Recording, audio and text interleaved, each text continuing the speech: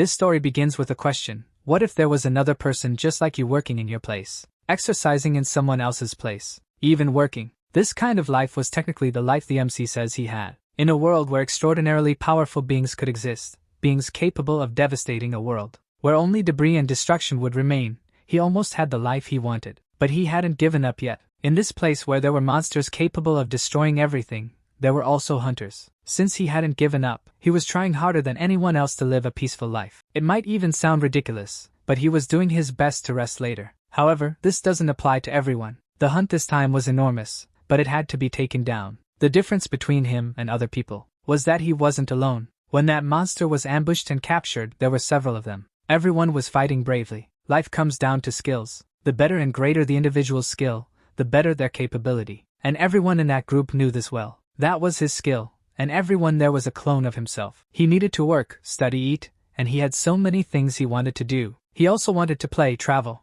hang out with friends. But why can people only do one thing at a time? And he always thought it would be great to have two bodies, so he managed to get two bodies. In a capital city, the day was calm and very beautiful, with people moving around all the time. There were also people discussing being awakened and their abilities. But there was also one person thinking he was tired. He looked around, and all he wanted was to get back home quickly. His name was Jong Sangwoon. He was a second-year student at Gyeongsang National University and aspired to have two bodies. A person with a microphone called for everyone's attention. His name was Park Wontae, and he was a rank A hunter. He spoke to everyone, saying he was the hunter in charge of the 10th Awaken program. They were called in groups to proceed immediately. Jong Sangwoon was in that group. He thought it would soon be his turn. When his turn came, an assistant asked if he was from group 37, number 7, and confirmed his name as well. She scanned a bracelet on his arm for identification to clear him. She informed him that the identification was complete, and he could hand over his electronic devices and enter the portal. He paused for a moment in front of that portal. It seemed a bit scary, but he gathered his courage and jumped in. Immediately, the user identification and code announced that he was a Terran. The identification was complete, and he just collapsed, sitting on the ground thinking, how long had I been out? His head felt like it was going to split from the pain. He looked up and found everything very strange. That was the bunker. Looking around, he saw that there were several other people. It seemed like he was the only one in bad shape. Next to him, he saw a girl who had just gained an incredible ability, and soon people from various guilds appeared, wanting her to join one of them. Looking around, everything seemed cool. There was a guy next to him who congratulated him on his awakening and asked how he was feeling. He said he wasn't feeling well, and the guy said he would feel better soon. He asked if he had already checked his abilities. He said he hadn't yet but would check them right then. He started looking at his status window. His name was there. His strength was low, agility, vitality, dexterity, and magic. He was satisfied because the status window appeared just by thinking about it. However, he wasn't pleased at all with his stats. But what mattered most was the skill.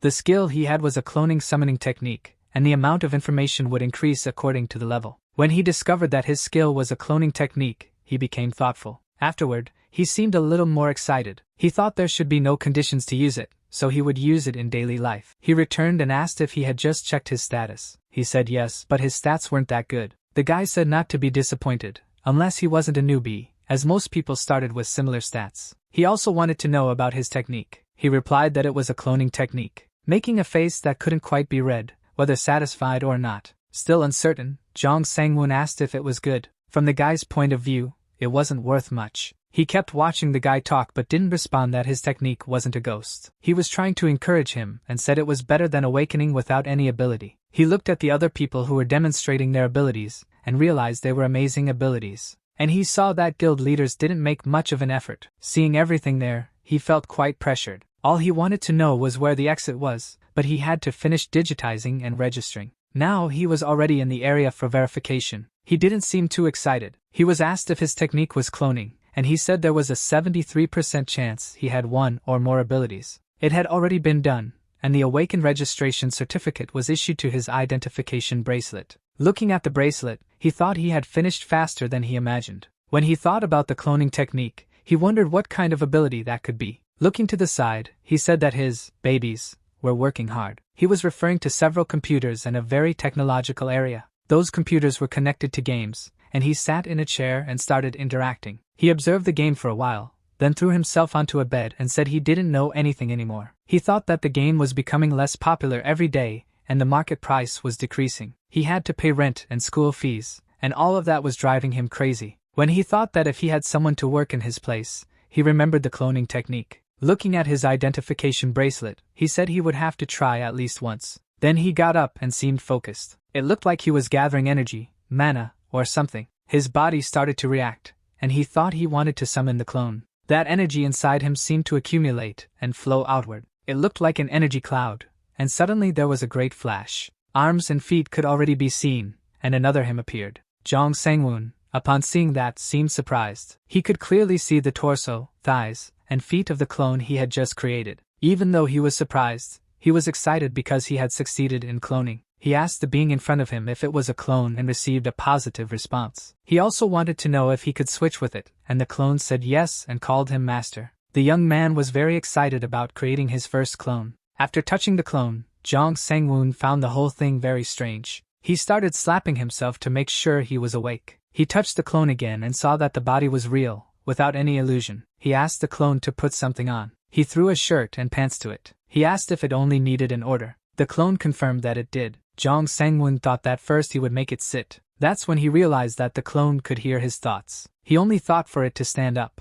He asked it to perform that movement 1,000 times. Even though his clone was very exhausted, the young man noticed that the clone's stamina seemed similar to his own. At that moment, the phone in his pocket started ringing. Looking at the phone, he saw it was Jeongdo, who was randomly sending messages. Jeongdo was interested in knowing what ability Jong Sang-woon had acquired. With the phone in hand, he was just reading the messages. He was curious to know if he had gotten lazy abilities since he stayed in bed all day. Judging by his facial expression, those messages would be ignored. Curious to see if there were any changes in his status window after all the exercises his clone had done. On the other hand, Jumper George Lucas, owner of the Blink ability, S-class ranking from America, and leader of the Illuminati group. In the Illuminati's main building, the secretary said that of every 300 million people, 80% of them would awaken. According to the data on the Awaken program, every year they could expect it to be 100% within 5 years. George Lucas didn't think 5 years would take too long. Standing in front of his window, he observed the city from one of the tallest buildings. Meanwhile,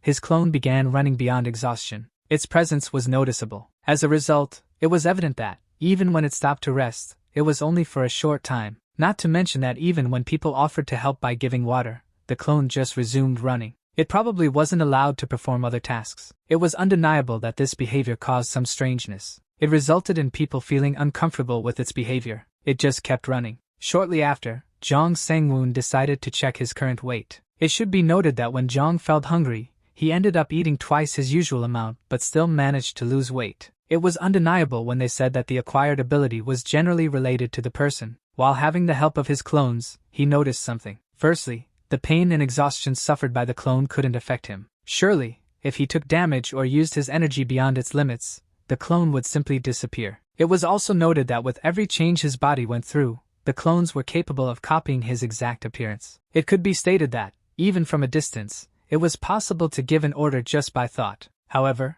it was impossible for a clone to use the cloning ability. Otherwise, if the clone could use the cloning ability, there could be an infinite number of clones. Jong Sang-woon, in search of more information, was browsing the Awakened wiki. Due to his research, he could conclude, by looking at his data, that it was notable how his stats increased through training and executing the orders given to the clone. Knowing this, he could conclude that if he moved along with the clone, his score would be even higher. Aiming to further his research, he picked up a body training magazine, its cover's headline catching his attention for containing the phrase, "Steel Body," reminding him of the games he sometimes built. Through this, he realized that the maneuvers would work out well, being supervised by him and carried out by the clones. Not to mention, when he opened the app to check his bank balance, he grew a bit more worried each time, as his balance wasn't enough to cover expenses, possibly due to extra costs for food. Thus, he had already noticed it was time to get a part-time job. He needed to go to a website to check for job openings and opportunities. He would need to find a job in construction to train his body and also earn money. To do this, he would initially need to work alone,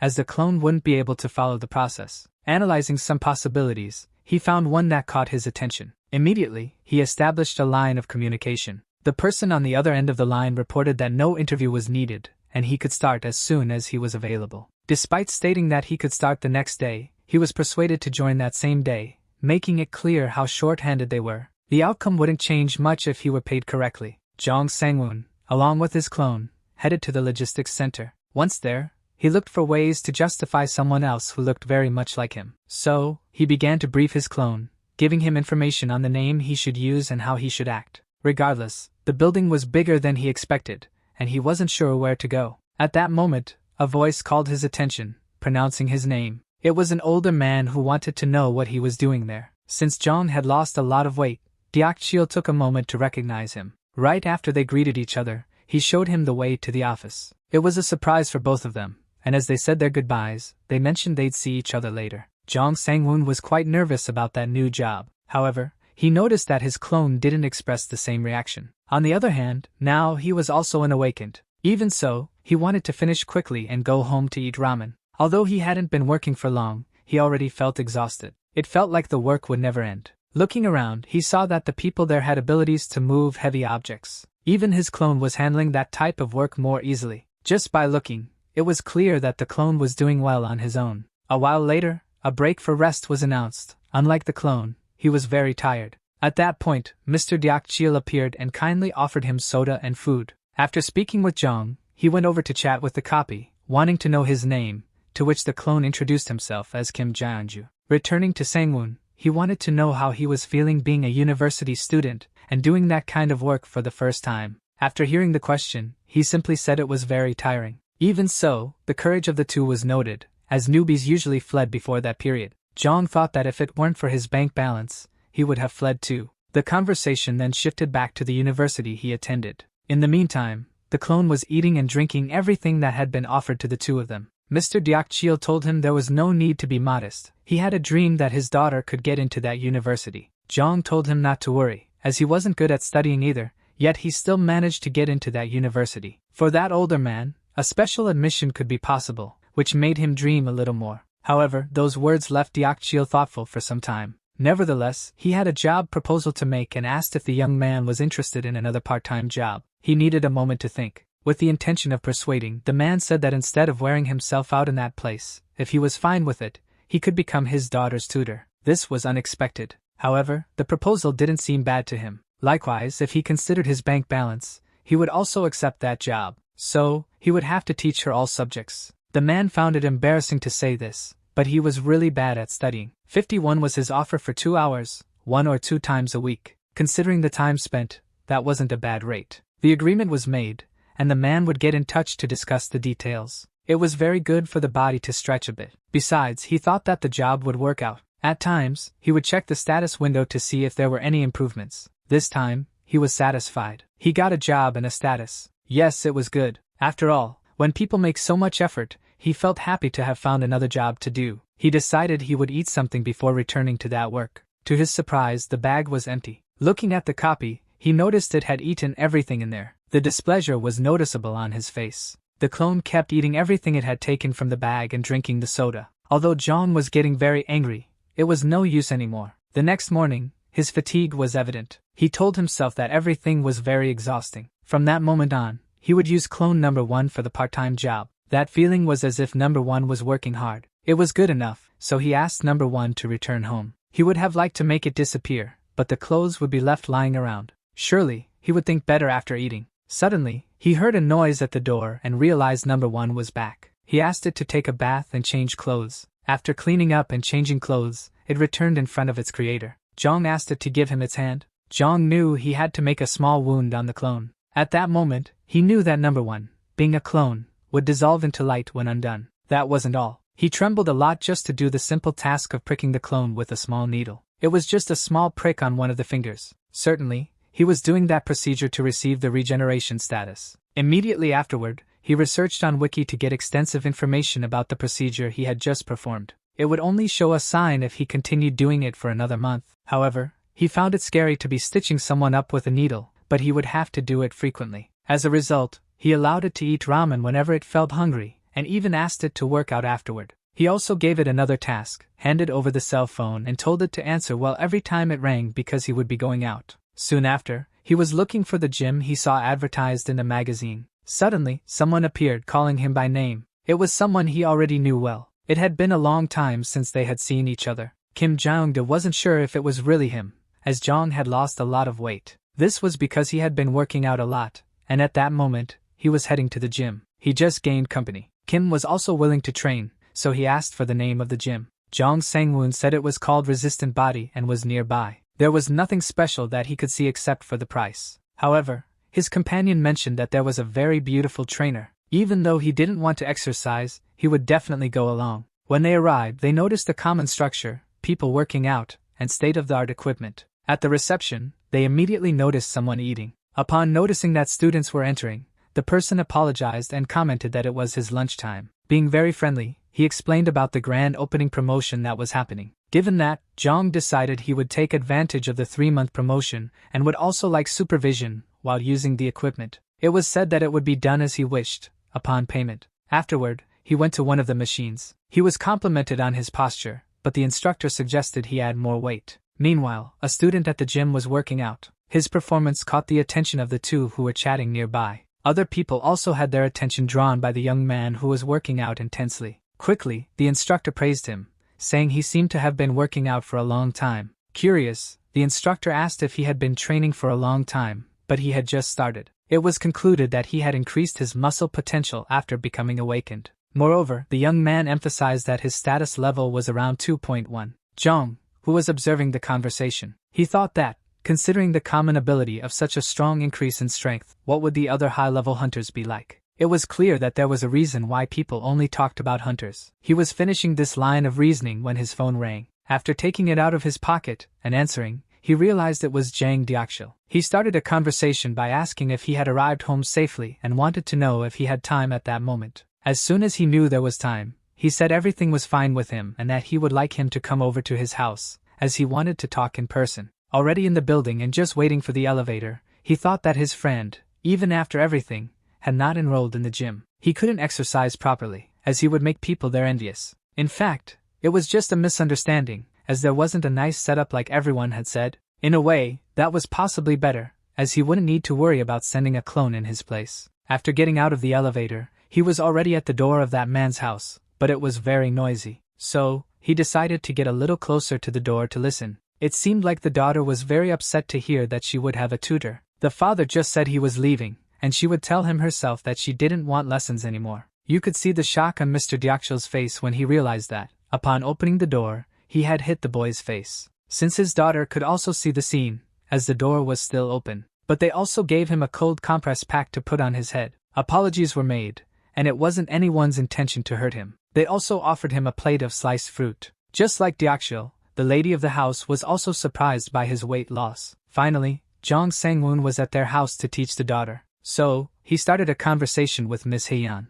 It was inevitable that she was a little embarrassed. Jong Sang-woon introduced himself and, to confirm, asked if Haeyeon was interested in entering Jeongguk University. Intending to keep it brief, she simply affirmed. What would come next would be more awkward, as she would have to show her grades to start the lesson. Even so, she went to get her grades. Based on her performance, she had average grades. The attention shifted to what would be said next. Seeing an opening, Mr. Deokshil used work as an excuse to leave. Under this pretext, the head of the family quickly left. Jong, having reviewed the results of her activities, and noticing the young lady's shyness, pointed out that when he took the aptitude test, he didn't get a good result either. Thus, he managed to ease her embarrassment. Given her good mood, he declared that they would do their best. After finishing the tutoring and heading home, he realized there was a long way to go with that young lady. Moreover, in the following days, he also gave more lessons. Haeyeon was giving it her best. A while later, he realized she was smarter than he had expected. Since the number one wasn't there, it was concluded that he had gone to work. He thought about the phone issue. For now, one clone had gotten it,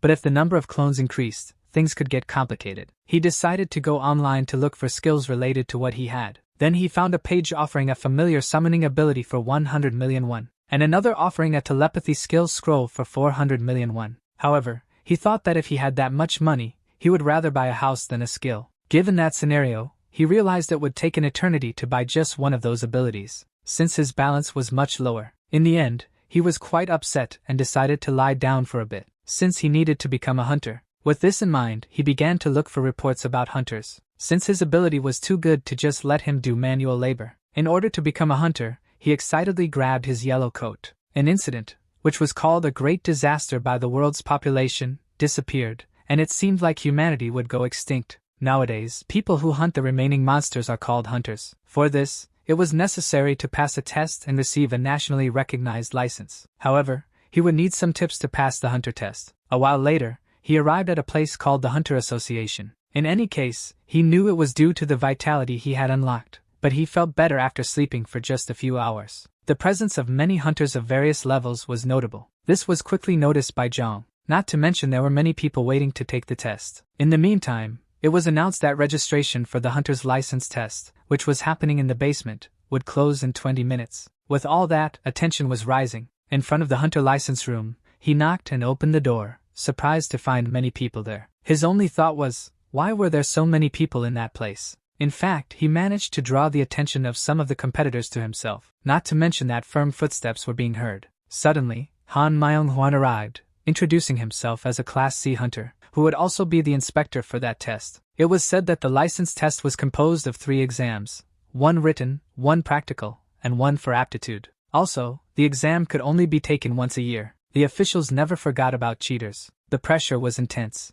When it was announced that the hunter license test had begun, driving and talking with the earphones connected, the driver was receiving instructions from the boss, but he didn't seem to agree. The boss was not very patient. The person driving was an employee of the JM agency. Like Zhang, he was also having financial problems. Moreover, he was keeping an eye on the time when the hunter exam would end. He was still on his way, although the results had already been released. That surprising result caught many off guard. Many said the test was strangely easy. Young Sang-woon wanted to know how that could be. Since the questions were easy, it was just a matter of memorizing a few things. They also gave enough time to practice. The target was very close. As for the aptitude test, it was like a moral test from elementary school. For a job that involved risking one's life and using weapons, it was very easy. It was as if the government wanted people to do it. But he didn't want to think too much about it either. Right at the exit, he noticed a guild. They were there trying to recruit hunters. Suddenly, one of the representatives congratulated him for passing the hunter license exam. He was offered a card from the JM agency. Kang Junmo was considering the possibility of, every time he bought an item or looked for a monster to hunt. While listening to that JM agency promotion, the status window seemed to have changed. It brought information about changes in his status, with the number of clones he could summon increasing to 2. Aware of that information, he informed the agent that he would contact them at another time. After driving to that place to find some work, he found himself talking to himself but hoped to be remembered by that young man, who was already at home, prepared to do another cloning. After creating another clone, he was eager to see the work of number 2. With a group of 3 individuals, they were prepared to become hunters. In the meantime, the agent had already managed to distribute most of the business cards. He also hoped they would contact him. He was heading toward the Haeseon Guild, the number 1 in Korea. Indeed, he would have to accept the value as per the agreement that was on the list. Kang Junmo, just by looking, realized that something was strange on the list. Looking at all the lists, the values seemed odd. However, that strangeness caused discomfort to the person who was giving that opportunity. He had to hear that he needed to be more shrewd. If they followed the rules and did everything they should, what would remain would be the profits. They also told him not to be so sensitive about the guild's business. Even though he opposed all that, he had to remain silent and leave. If he had known he would have such a hard time like that, he would have stayed quiet. He paid attention to the phone that was ringing. After answering, he identified himself and then heard that the young man who took the card from him, Jong Sang-woon, wanted to meet him. The meeting was set in a cafe, and upon arrival, he noticed he was already being awaited. He apologized for being late and ordered something to drink. While drinking iced coffee, Jong expressed his intentions of wanting to go to a safe place for beginners to hunt. Next, he asked about his ability, and the response was that it was cloning. Like other people, he formed his own opinion. Already with his preconception about the cloning ability, thinking they couldn't do anything physically, he had to reconsider his judgment, saying he thought the ability was amazing, and handed over the contract. He also mentioned the first hunting ground he would recommend, saying it wasn't dangerous. Seeing that it wouldn't be a problem, this caused some satisfaction in the client. He knew there was also a second hunting ground where it was possible to hunt for a long time. He concluded by saying there were other lower-class monsters, like giant rats. Jong Sang-woon, analyzing the 2 places, decided they were ideal for him. He also liked the selling rate of the items he would collect. In that way, he showed that he wanted to continue with that contract. Since he liked both locations, he was asked to choose one of them. However, he wouldn't choose just one. With that, the real Young Sang-woon was introduced alongside the clone. So, it was he who signed the contract. The whole situation felt a bit strange. For better performance, he decided he would spend time at both locations. Since the real Young Sang-woon had joined the conversation, the agent was quite impressed. Moreover, he was hearing that he wanted to hunt in both places. All of this reminded him of the past, when he had the chance to meet someone with the cloning ability. At that time, it seemed like something very remarkable. That was when he asked to see a demonstration. It was essential to focus. Next, other images identical to the original appeared. That performance was outstanding. In the face of that splendid ability, the agent was very impressed. Suddenly, out of nowhere, the clones of that individual began preparing for a combined attack.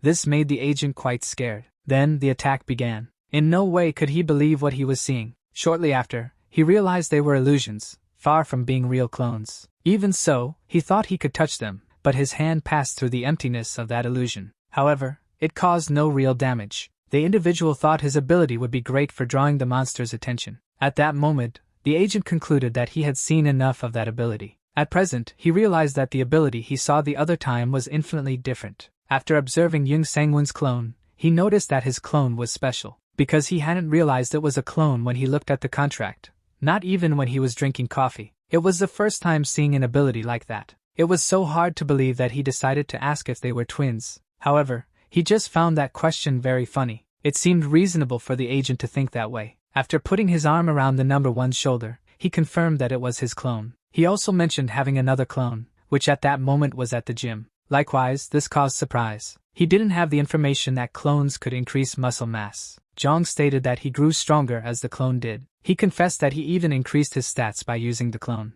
Now, the agent was convinced that this wasn't the ability of a mere Class F hunter. By the way, going back to the hunting field, there was still a doubt, which was whether it would be a problem for the same person to enter different places at the same time. The agent thought it would be difficult to enter at the same time, because there was a record of each individual's entry. However, hearing those words wasn't satisfying. He had a solution to that problem and would talk to the Hunters Association about that fact. A demonstration of his ability would only be possible the following night. So, a meeting at the Hunters Center was scheduled for 2 days later. The contract was mentioned. However, it had already been stamped. When the agent suddenly stood up, he startled his client. But he was just excited about his cooperation. An agreement was made between them. Both were satisfied. 2 days later, Jong was waiting in front of the mentioned building. Upon arriving, Agent Junmo soon greeted the hunternim. By the way, the hunter had arrived early. He had, in fact, hurried so as not to make the agent wait, and also because he was eager to see the association inside the hunter's center. Shortly after a ticket was issued, the hunters were called to the counter according to their number. When his turn came, he was asked if he wanted double access to the hunting field. Only this way would he make better use of his ability, as another bracelet was needed for the clone. Therefore, the request for the double access document was taken to the chief. After a while, paperwork was handed over, which would have to be submitted to the civil service office and then a test taken. The amount of paperwork shocked both of them. Agent Junmo, being kind, offered to handle the paperwork while Jong headed to the demonstration room. They went on to fulfill their respective tasks. Concentration was needed to successfully complete that action, although he had done that maneuver a few times and knew what he was doing. Even so, it was embarrassing to see his copy undressed in front of the woman conducting the test. Only after passing the test could a bracelet be produced for the clone. The request for an identical identification bracelet had been completed, thus giving the clones freedom to enter the hunting areas, making simultaneous entries and exits possible, and wherever the original entered, the clones could enter as well. The engineer expressed clear interest in the clone. However, the clone was taken by the original, who was now in possession of the bracelet. It was certainly a shame, as the engineer probably had great ideas for the clone to carry out. Feeling quite accomplished, he showed his arm and announced that the authentication was already done. Finally, all the preparations for the solo hunt were ready. Agent Junmo asked if he was already heading to the hunting field, and that was the plan since his schedule was free. There was some curiosity about why number 2 was wearing a mask, especially since many people were interested in him. They were being observed by someone. The master of the Haesung Guild, Shin Haesung, wanted to know who it was and realized it was Junmo. To get his attention, he shouted loudly, calling Agent Kong Junmo by name. After that, he made a dramatic entrance, jumping from above and landing nearby. That man seemed to know Junmo and remarked that they were meeting there as well. In fact, Mr. Shin Haesung is a very well-known person. It was quite surprising to learn that Junmo was still in the hunting business. Jong Sangwon also knew that man. Mr. Junmo didn't seem very comfortable with his presence. Even so, he greeted him, respecting the hierarchy. That situation brought some good laughs to the guild master. He stopped out of curiosity about the presence of that boy. At that moment, the young man was introduced as a hunter from the association. Looking at the boy in the hoodie, he said he understood. Also, by looking at his physique, he could tell he was a rank F. Trying to stay serious, that man asked what had happened to Mr. Junmo, who used to supervise C and D ranks. Immediately after, laughing a lot, he couldn't believe he was now looking after a rank F dressed in a hoodie like that. Mr. Junmo wasn't feeling well. Shortly after, he felt a hand on his shoulder. It was his protege, there to offer support. However, that man was very satisfied with making fun of Mr. Junmo. Even in the presence of that individual trying to impose his greatness, the young hunter didn't let his presence diminish. He put on a happy face and showed his kindness. He said how honored he was to meet the master of the #1 guild in the country. Those words pleased the master, and he even started to see the young man differently. Taking the opportunity, the young man listed the man's achievements. Shin Haesung is #1 in the Monopoly of Dungeons and also first place in the restriction of hunting grounds, among other facts. He knew he had no idea what to do standing before someone so notorious. The master acknowledged the young hunter's courage. After all, that man has a very strong presence, with the goal of testing the hunter's ability, to see if it was as good as his courage. Zhang just looked back, noticing the presence of that man close to him. He was definitely very lucky because, at that moment, that man's assistant arrived looking for him. He could tell the assistant was there, and they couldn't keep doing as they pleased. He just said goodbye to them, but he still wanted one last thing, which was to know the young hunter's name. Zhang Sangwon was quite clever and asked the man to find out for himself. The guild master acknowledged that the young man was somewhat amusing and said goodbye to Mr. Junmo. The assistant was informing the master that he couldn't just walk around inside the association like that. Sometime later, inside Mr. Junmo's car, he thanked him for the courtesy shown earlier. Zhang mentioned that he couldn't just stand by and watch. The relationship between Junmo and the Haesung Guild was conflicted, with just a simple search about the JM agency. But what he saw next caught his attention because there wasn't much information related to it online. While doing his research, he came across a rumor about Agent Kang Junmo, saying he had been fired from the Haesung Guild. Now it was clear why hunters didn't want to join the agency. It was due to fear of retaliation from the Haesung Guild. Junmo, hearing that information from Zhang, was curious why he wanted to join that agency, simply because of the payment rate. Moreover, he could count on Junmo if there was something he couldn't handle in the industry or the guild. Those words made Mr. Junmo aware of his responsibility. However, at the gym, #2 was training to failure and beyond. All that effort was making the gym manager very tense. Other people also felt uncomfortable just watching someone put in so much effort. In training, even though it was intense, the clone would do it without complaint. However, the phone in his pocket started ringing. A message from the original said to finish the training, take a shower, and then wait in front of the gym at 4 o'clock. Having received that order, he hydrated himself and went to carry out the rest of the command. The gym instructor was relieved when he noticed that the boy had stopped pushing himself so hard. The liquid dripping on the floor had the appearance of a hot air bubble. Only with the right equipment could someone endure being there. That effort was to fill the bench on his back. After completing that mission, he was already leaving the designated area. Zhang was watching the effort he had to make. He reported that wearing the mask was quite difficult. That was why, even though the slime field was safe, hunters didn't go there. Zhang knew he couldn't do it for too long. Junmo said he could hunt until the container was full, and when it was full, it could be replaced at the rented locker. However, there was a suit that helped a lot and could last longer. He wasn't sure if he could last 2 hours, let alone 6 hours. But if it were #2 he could. And soon, he put on a mask and specific outfit. #2 also had Zhang's support and encouragement. Now, he wanted to head to the horned rabbit hunting field next. He noticed that #1 was missing. He also remembered that he hadn't picked up #1 at the gym, who was waiting at the agreed spot. In the car, Zhang was driving. He asked if Zhang would continue calling the clones #1 and #2. He replied that, since they were identical, it would be confusing if they had names.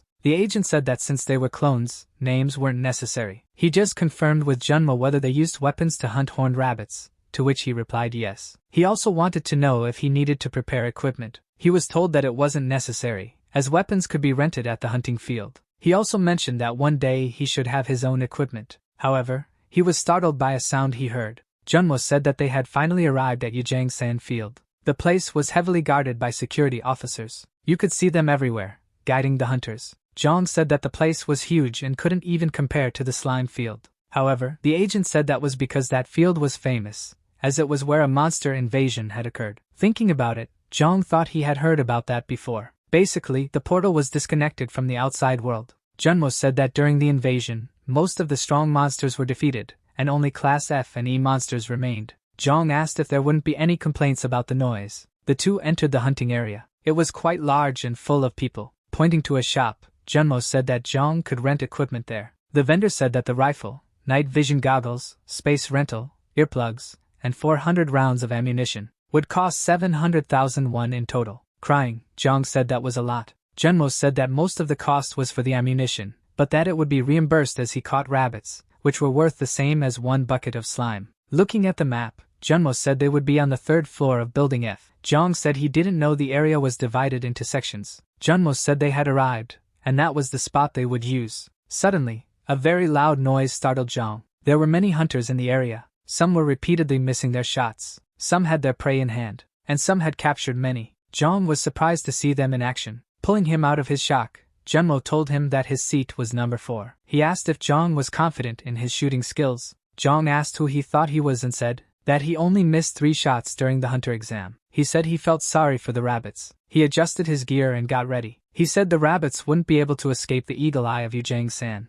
Junmo was thankful that the others were wearing earplugs and couldn't hear that. Aiming, Jong spotted a rabbit. He told Junmo that he had found one. Aiming slowly to hit it, he placed his finger on the trigger and got ready. He felt sad for the horned rabbits. 3 hours later at the hunting field, Jong was desperate. He hadn't hit a single rabbit. He said it made sense that he hadn't succeeded. Everything was going fine with his aim, but they seemed to have heard some noise. After that, the rabbit fled. The moment he fired, the rabbit ran away. Even Junmo had left. He couldn't even earn back the money he had spent, and he wondered if he should call it a day. He called number 1 and asked him to hunt the horned rabbits. If he managed to catch one, he was to send a message saying 1, and if the bullets ran out, he should call. He sighed in exhaustion and said he was going home. Already at home, lying down, he checked the system for notifications of increased mana. He thought that at least number 2 was hunting slimes well. Looking at the status, he noticed they were steadily growing. He remembered when Shin Haesung bullied him, and said he still had a long way to go. As soon as he woke up, he thought that hunting rabbits had been a disaster. He hadn't expected it to be so difficult.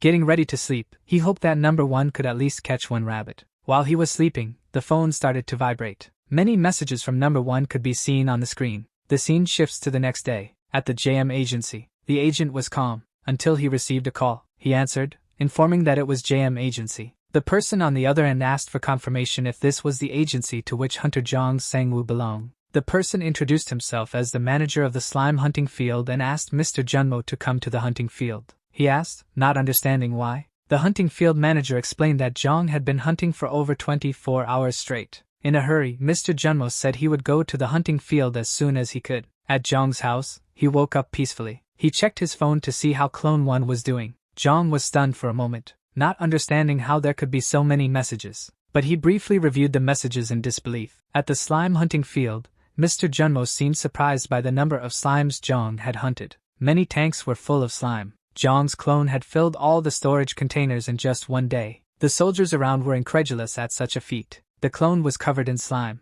Mr. Junmo called to report the good result. Jong answered, seeming distracted. Excited, Mr. Junmo said that the clone was very efficient in hunting and that he could already stop the clone. Jong then said he was happy to know and asked if he could send the cleaners to the horned rabbit hunting field. Looking at the pile of horned rabbits, Jong said the monster carcasses were already almost blocking the path. The people around seemed surprised by the size of the pile. Some of them wanted to sneak away with some of the carcasses. Others wondered if he had really hunted all those horned rabbits by himself. Interested in such skill, a recruiter approached the clone. He quickly showed his business card. The recruiter asked Clone 1 if he was already part of a guild. Without orders to respond, Clone 1 simply ignored the recruiter. Trying to remain calm, the recruiter thought it was normal, and that most talented people were weird. Another recruiter nearby said it was useless to try. He pointed out that several other recruiters had tried to talk to Clone 1, but they were equally ignored, even those from big guilds. While the recruiters discussed, one of them quietly approached, handing more ammunition to Clone 1.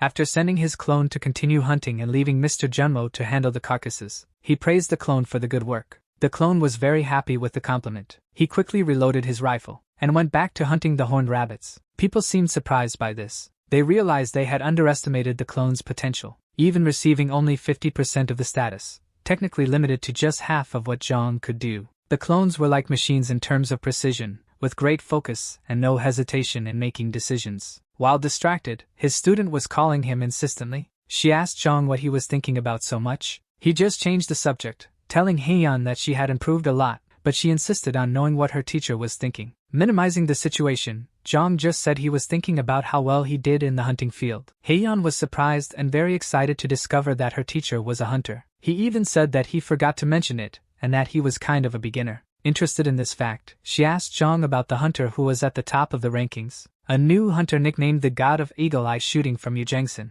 to which he replied he didn't know. Haeyeon explained that this hunter was one of the most searched on the hunter's wiki that day, after he hunted over 200 rabbits. The hunter, being mysterious, was very cool for not saying a single word to anyone, and that mystery was the reason he was so popular. After watching the video they made of the mysterious hunter, however, he was surprised by the nickname. Haeyeon told Jong that her dream was to be a hunter. Jong asked if she was awakened, to which she confirmed, adding that she had the license but was afraid to go to the hunting fields. She fell silent for a moment. Hesitantly, she asked Jong if he would take her hunting if she scored well on the test. Confidently, he said it was no problem, as long as she passed the university test. Very excited, Haeyeon asked if he was serious, which he confirmed and explained that he knew of some safe hunting fields. She asked for a promise from him. Jong sighed for a moment, but made a pinky promise. She said he couldn't change his mind anymore. Leaving Haeyeon's room, Jong ran into Haeyeon's mother. She asked if the lesson had gone well, and he replied that it had. The student, curious to hear what was being said, pressed herself close to the door. He said goodbye and was about to leave, but Haeyeon's mother asked if he wanted to eat before going, and he said he had to go somewhere. Still listening behind the door was Haeyeon. Very happy, Haeyeon threw herself onto the bed, thinking that she had an appointment with Jong. She said to herself that he was a hunter, and thanks to that, the conversation had gone well. She hadn't liked it at first since he was an acquaintance of her father, but his image was pleasing. He felt good and taught well, and he had an honest look. Besides, she thought he was handsome. She didn't even understand it herself, so she would study hard to impress him. Already at the horned rabbit hunting base, Jong was taking the elevator, wondering if they had already collected the rabbit corpses. Junmo was surprised by Jong's arrival. Jong asked if he was there too. Junmo replied yes, because he had to check the collection process, and asked where Jong had been, to which Jong replied that he had been tutoring. Junmo said he had called many collection teams before, but never so many at once. A total of 352, and a lot of people. Junmo asked if he had checked the payment yet,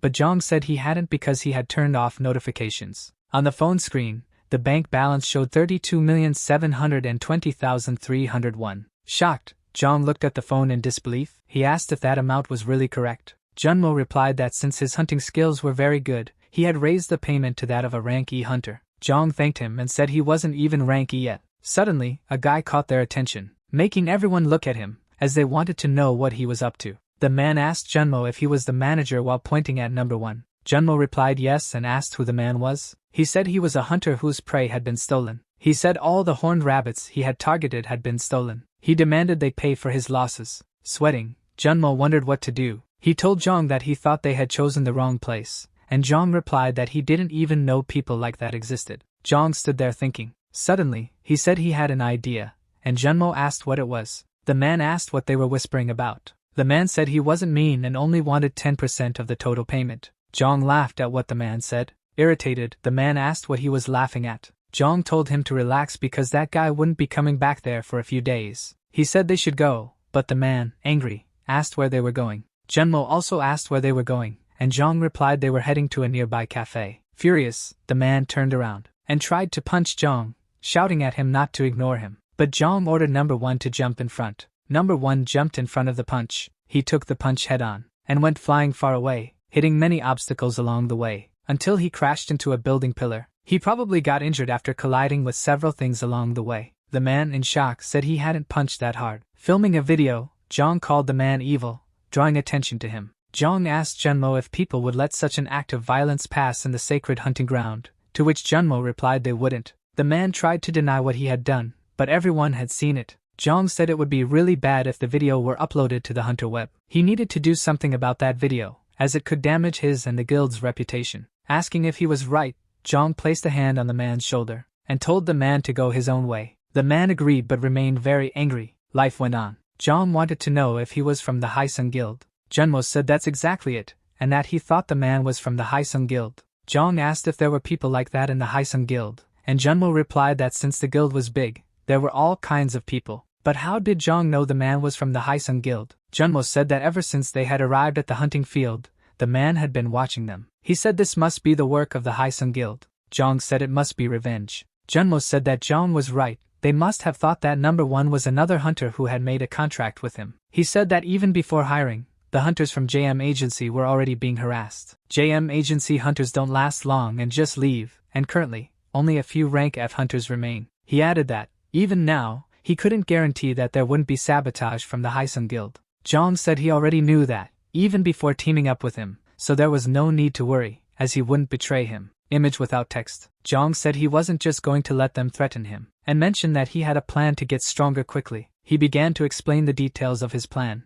However, the agent thought it all sounded very dangerous, but he continued listening to each dangerous detail of the plan. Jong asked what he thought of the plan. Junmo said he had never thought of it that way, and asked if 2 p.m. was good. Jong replied that it was perfect. He then said they would meet at the Hunter's Market. The Monster Hunter's Market, which deals with weapons and other parts and equipment for hunters, has always been active since the emergence of the Awakened. But a type of department store entered the Hunter's Market and took over part of that industry, because they had all the equipment a hunter could want. He equips a set of armor, while the store owner explains that it was titanium armor and would certainly protect against monster attacks. After saying it was light and comfortable, he turned his attention to the dagger, and pointed out that since he would mainly fight using weapons, that titanium dagger was good enough. Needing more equipment for the clones, he asked for 2 more sets of that armor, which the store owner quickly prepared. Shifting focus, he asked Jong if he needed some abilities, to which Jong confirmed. Mr. Junmo also asked about familiar abilities,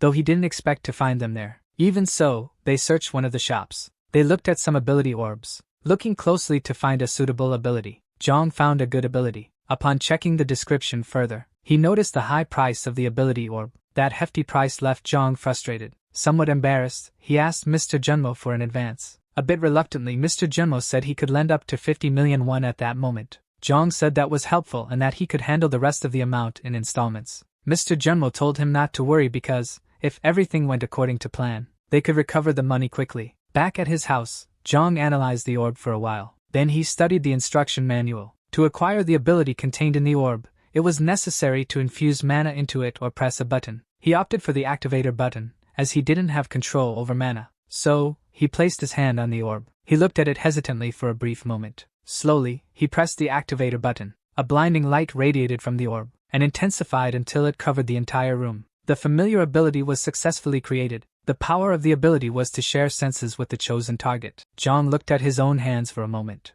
until he noticed that the ability orb had disappeared, having been used. He simply clenched his fists in anticipation to test his new skill. He immediately summoned his clones 1 and 2, who promptly appeared to answer his call. Still equipped in their new armor, he called his clones to test the new ability together. Later, he met with Mr. Junmo to say that he had an idea to get stronger more quickly. Jong asked what he thought of the hunting results. Mr. Junmo obviously said the results were excellent and far exceeded expectations. However, he emphasized the clone's exceptional dexterity, energy, and reaction, which produced an outcome he had never imagined. He even mentioned a recent incident where Jong ordered the clone to take a punch from another hunter and react. Not only did the clone have perfect reaction time, but it could have defeated the other hunter. The question was if he meant that, even with low stats, a clone had great body control. Jong confirmed and said he would use that to his advantage. A bit confused, Mr. Junmo asked how he planned to do that. Jong began explaining that, first, he needed 2 places.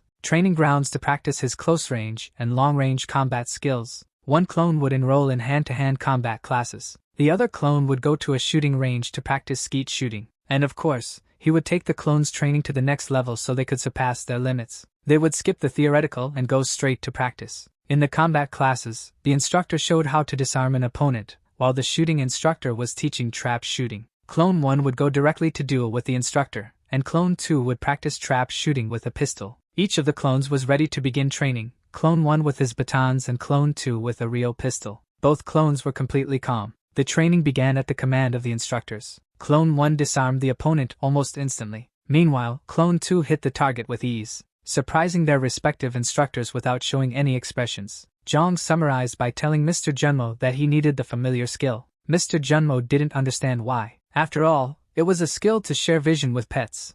What would he do with that? Jong added that all senses were shared through the skill, and all sensations would be connected. And he told Mr. Junmo to imagine Jong using the skill while the clones were fighting or practicing shooting. Then, he simply focused. He activated the familiar skill while concentrating. The skill was triggered, connecting the senses between him and his clones. At that moment, he could experience everything his clones were feeling. So, he connected with Clone 1. From Clone 1's heightened concentration, to the ideal distance during the fight, the angle of his joints, the balance of his body, Zhang felt Clone 1 dodging. He continued feeling the movement and the flow of force. With Clone 2, he could feel the breathing during the shot, the aim and the direction of his vision, how to hold the weapon correctly, the control of the weapon's recoil and everything else. He could feel all the movements of his clones in their entirety. Zhang slowly opened his eyes. He had felt every sensation of his clones, and now he could access all their senses. From that moment on, he would have all the information gathered by the clones. He could now have everything they could offer, all by using that item. He could already see the first results, and the experiences he had just had. He felt the air pressure as the baton passed by the clone, even the smell of gunpowder, and the force of the recoil, including the fatigue that was now affecting him. Even though he hadn't moved, everything was being done by the clones, simply by sharing the senses. After having experienced the same movements as the clones, and having the same body, he was already able to imitate their movements in that moment. He also improved his stats. Seeing the results, he decided to try both fighting and shooting, and by connecting with number 1, he could see who he was fighting against. After focusing, he activated the familiar skill. That way, he could connect with the clones, who were in other places. One clone was fighting. It was a tough lesson. The instructor, seeing him watching the clone, could see strength in him too. The students were confused when the trainer personally decided to fight against the clone. The two were ready to start the fight, with sharp movements and a lot of determination. The instructor noticed that his attacks lacked experience, but the defense was different. He was reading the movements and dodging the attacks perfectly. Noticing this, the instructor started to push harder. He took advantage of his good defense to attack. The clone, in that way, showed a lot of strength. There was a moment when the clone began to follow the same strategy the trainer was using.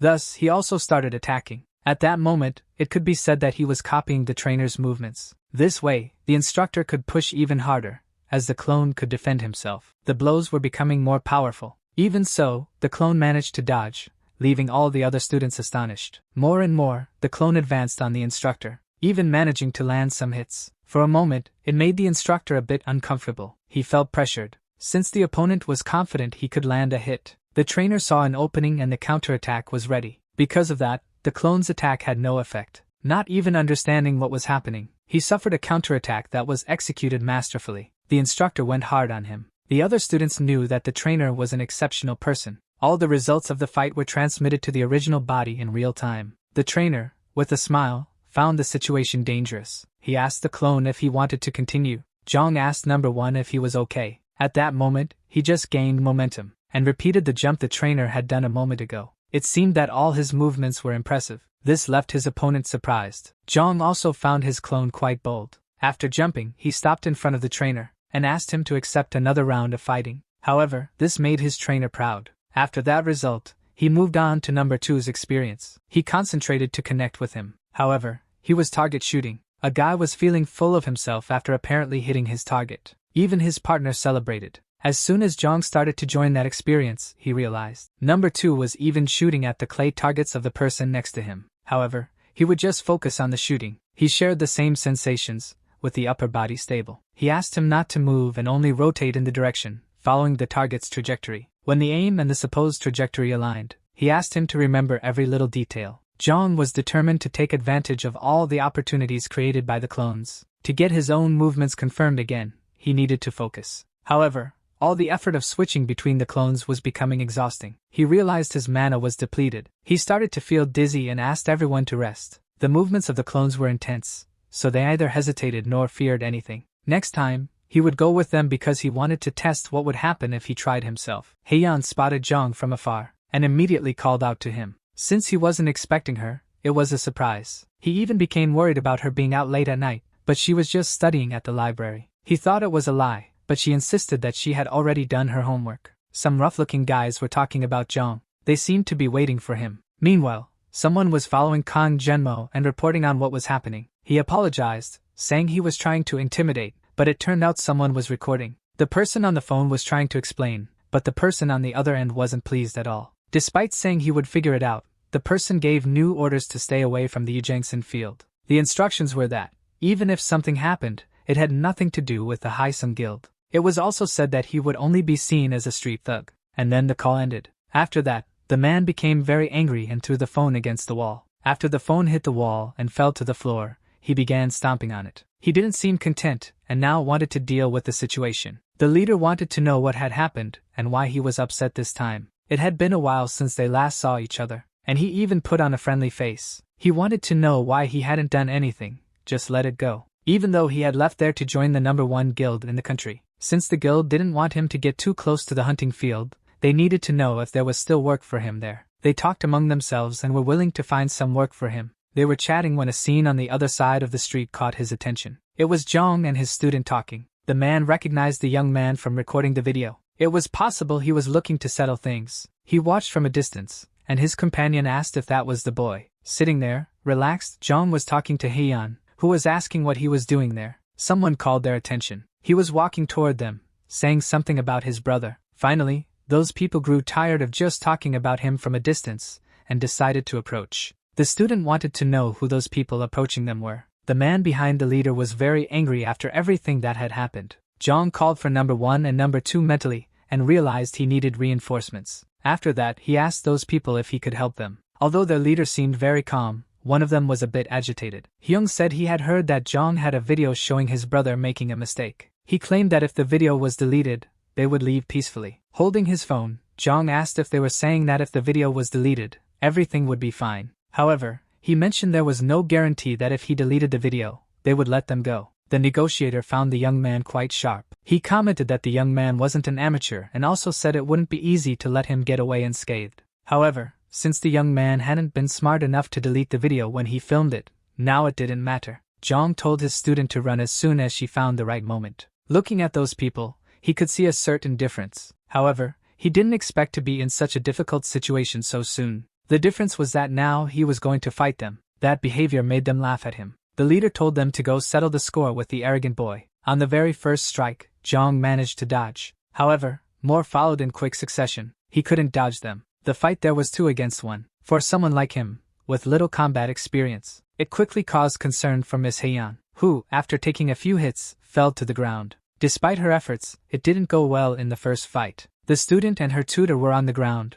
not understanding what was happening. A power began to build up. Miss Heian asked them to step back. Jong was also surprised to realize that the young lady was using powers. He also noticed that she was still a beginner, as she was trembling. 2 of the 3 people who were chasing them were surprised because there was an awakened one. However, the leader told them not to be scared just because of a high school girl. He asked the young lady if they wouldn't step back from what she was about to do. Hyung showed no fear of the power being displayed. With no other option, she threatened again, saying that if he came closer, she would release the power. He ignored her warnings, leaving her no choice but to attack him. The attack was directed at the man who was approaching. The 2 were startled and feared for Hyung. He was covered in smoke for a while. However, in his view, awakened ones were as common as rolling stones on the street. After the attack, his clothes were burned, so he couldn't brag about it. He said she still had a lot of growing up to do. When he tried to attack the young lady, her tutor intervened, because their fight against them wasn't over yet. But this time, he managed to land a solid hit on the target, leaving his student more than surprised. He wasn't playing around.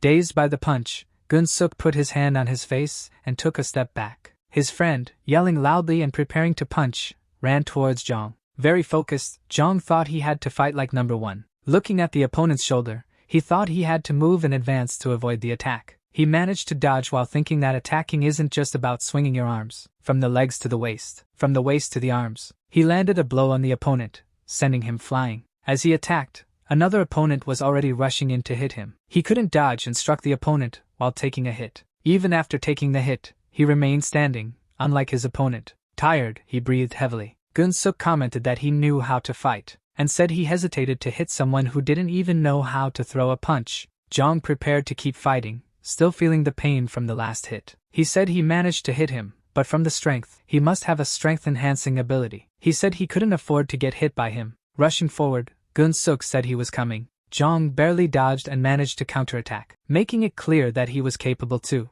Gun-suk, furious, cursed at Jong. He ran towards Jong, intending to grab and hit him. Jumping, Jong managed to dodge while landing a punch on the opponent. While complaining, Gun-suk tried to throw a punch, but Jong had already prepared his own punch, which hit Gun-suk squarely. Chang-won called out to Gun-suk. After landing his punch, Jong noticed something. Gun-suk was foaming at the mouth with rage. With all his strength, he prepared a punch. As he prepared the punch, he said Jong was finished. Jong thought he had to dodge the punch. Suddenly, someone grabbed his leg. Looking down, he saw that it was Gun-suk's friend holding him. He realized he was in trouble, but he kept his eyes on the large man. With all his might, Gun-suk punched Jong, who lost his breath from the hit. Hae-yeon screamed after seeing the blow land on Jong. He flew backward and was only stopped by a pillar nearby. Kneeling on the ground, Jong said it was very hard to breathe. Gun-suk asked Jong if he liked that. Struggling to lift his head and breathe, he looked at Gun-suk, who was preparing another attack. Suddenly, only smoke could be seen where Gun-suk stood. He had been hit from behind. Jong looked without understanding what had saved him. It was Hae-yeon, who had used all the power she could to help him. Gun-suk's friends complained as they watched what had happened. The two went towards her to take her down. But at that moment, numbers 1 and 2 arrived and took care of the opponents. The girl didn't even understand what had just happened. As she looked at the clone, who had a strange look in his eyes. Looking back, Gun-suk couldn't believe what was happening. Calling Jong's attention, he said he could finally breathe. Gun-suk cursed at him and charged toward him. He was already out of sight. Jong jumped and prepared to attack. He thanked Gun-suk for serving as a practice dummy. In the air, he kicked Gun-suk squarely in the face. Sitting on the ground to rest, he was panting with exhaustion. On the ground, Gun-suk lay sprawled, already missing some teeth. Next to him were his friends, all knocked down on the ground as well. His status window appeared. Happy, he was looking at the system panel. But suddenly, he fainted. His clones and Hae-yeon ran toward him. Later at night, he woke up. He was walking with Hae-yeon and asked her why she didn't run while she had the chance. He thought she wanted to talk about her power. She said she was really surprised. She couldn't believe that the famous rookie hunter was a clone. Jong asked her not to spread that information, and she asked if he didn't want to become famous. He explained that something like what happened could repeat, and she said she understood and that her lips were sealed. As they arrived, Jong asked if this was her house, and she replied that it was. He asked if her hand was okay and if she could hold a pen. She said it was her left hand, so it was fine. Hae-yeon said she was very hurt, and asked if he could lessen the homework. He questioned her, asking if she hadn't already finished it. She complained, saying he only had a good memory at times like this. Jong thanked Hae-yeon, which surprised her. He said that if it weren't for her, he wouldn't have one. However, she was bragging about her accomplishments. She asked if it wouldn't be better to thank her over some barbecue, and he replied that he would buy it for her later. She said that was a promise. She mentioned she was going inside while waving goodbye. He said he would make sure she ate plenty of meat. He was walking, and his clones were trying not to make any noise, until he noticed his clones behind him. He said they were clones, not shadows, and told them to go work. The clones said all the training fields were closed. He bent down and picked up 2 sticks from the bushes, and said they could do it at the park. 1 month after those events, Mr. Junmo was on the phone with Jong. He asked if his plans were going well, to which Jong said it had been a great success. Jong continued, saying that now even he could hit a target with a pistol, and the ability had improved. Mr. Junmo congratulated Jong on his achievements, and added that with Clone 3, he could learn more things and faster. The status window was shown, clearly displaying the increase in all stats. Jong told Mr. Junmo that he would be surprised when he saw that status increase. He also asked if it would be possible to secure 3 rank E hunting fields for tomorrow. Even though he was surprised by the request, he replied that it wouldn't be a problem and that he would get the hunting fields, no matter what. As for the time he would need the hunting fields, Jong explained that the clones would exercise in the morning and hunt in the afternoon. Then, he hung up the call. Immediately, he put the clones to train their lower and upper bodies, as well as cardio. He ordered them to go to the park and make sure to return within 12 hours. It was also necessary to leave the weapons behind. Meanwhile, Jong researched monster dog hunting. Through the clones' training, he could see they had learned very well and could copy almost anything. So, what would happen if he started studying the characteristics of these monsters and how to hunt them correctly? Jong began researching various tips and tutorials on hunting. The clones returned home. They arrived exhausted from the exercises. He only realized the time when the clones got home. Seeing them tired, Jong still thought they were full of energy, and told them to go eat. Jong had watched many rank F hunting guides and expected his clones to be able to hunt based on that. He wanted to try hunting to get used to battle, using the familiar ability, and learning about mana during his breaks. While he was thinking, Mr. Junmo messaged that he would arrive in 10 minutes. So, he hurried the clones to eat faster and get ready. The clones got ready in time. Mr. Junmo commented on how intimidating the clones looked. Jong asked if the 3 hunting fields were ready, and he replied yes, and that the hunting fields were nearby. Saying goodbye, Jong asked Mr. Junmo to take care of the clones for him. He asked why Jong wasn't going along. Jong said he would participate remotely using the familiar ability, and that he had to learn the mana breathing technique. Mr. Junmo left with the clones. Jong prepared to do his part. He uses a tutorial to practice, following the steps to develop his mana breathing technique, trying his best to focus. He uses the sensation he felt when using his familiar and cloning abilities as a foundation. Using that feeling as a base and maintaining concentration, he seems to sense something. Gradually, he feels the mana circulate through his body. The sensation spreads more and more, infusing itself within him, until he can clearly feel it. The meditation, mana recovery, mana increase, the effect of mana breathing, and the reduction of mental fatigue. In one of the rank F hunting fields, a hunter is crawling, trying to escape from an abnormal monster. The monster was obviously far too strong to be in a rank F dungeon. In addition to hunters, the monster also attacks weaker monsters. It needed to be reported to the authorities. However, the large mutant fish wasn't willing to let the man escape so easily. Exasperated, the hunter continues to slowly try to flee. He is terrified to see the monster right behind him, and only cries in the face of the inevitable end awaiting him. His final scream echoes through the dungeon.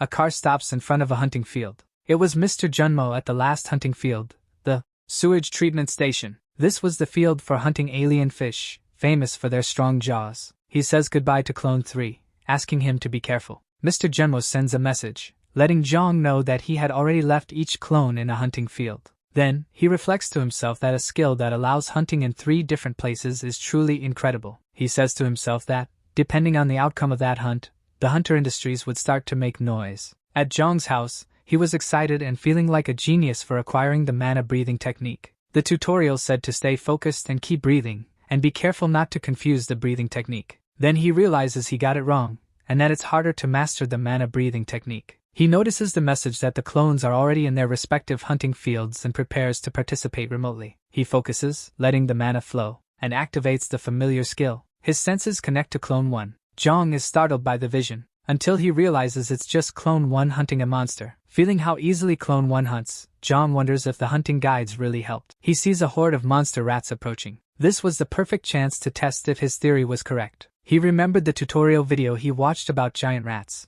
describing how they are one of the most annoying monsters among rank F. In the video, the experienced hunter says that if someone plans to hunt the rats, it's highly recommended to form a group. But if there's no other option but to go alone, there are other ways to hunt efficiently. First, they move in a straight line, so just keeping distance and shooting is the best choice. Following this tip, Clone 1 pulls out his pistol. Without hesitation, he hits the monsters with shots. The tutorial hunter continues, saying that when it's not possible to take them all down from a distance and a fight is necessary, avoid attacking the head.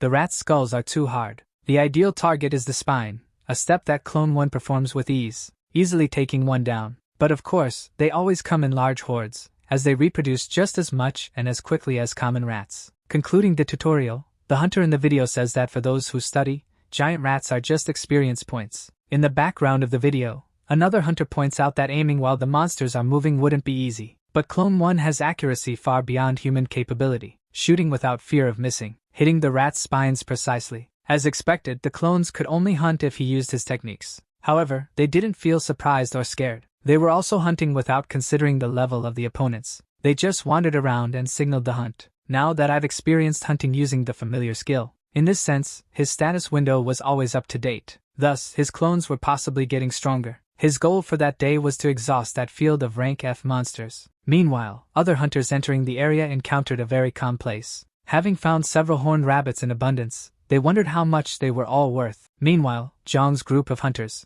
couldn't figure out why they had the feeling they were forgetting something. But suddenly, they remembered what they had forgotten. They hadn't collected any of the horned rabbits they had hunted. He asked clones 1, 2, and 3 to return and collect all the horned rabbits they had hunted up to that point. He ordered them to stop hunting and put all the game in boxes. However, he considered that someone might have already taken the head. He noticed that number 3, despite seeing the alien fish, didn't catch them. When asked why, number 3 simply said he hadn't hunted them. Zhang said that each one of them could make some money, and it wasn't the time to be so honest. He also realized that number 3 hadn't hunted it, but who would cut like that? One of the clones had a doubt, thinking it wasn't an alien fish, but still thought it should be taken. However, the original identified it as someone's upper limb. One of the clones noticed that something was different there. Alert, he positioned himself. After hearing a noise, he saw a part of the alien fish being thrown. That's when he realized that the huge fish was throwing small fish as bait to attract other fishermen. Before he could even think of something, he was hit by that alien creature. In that attack,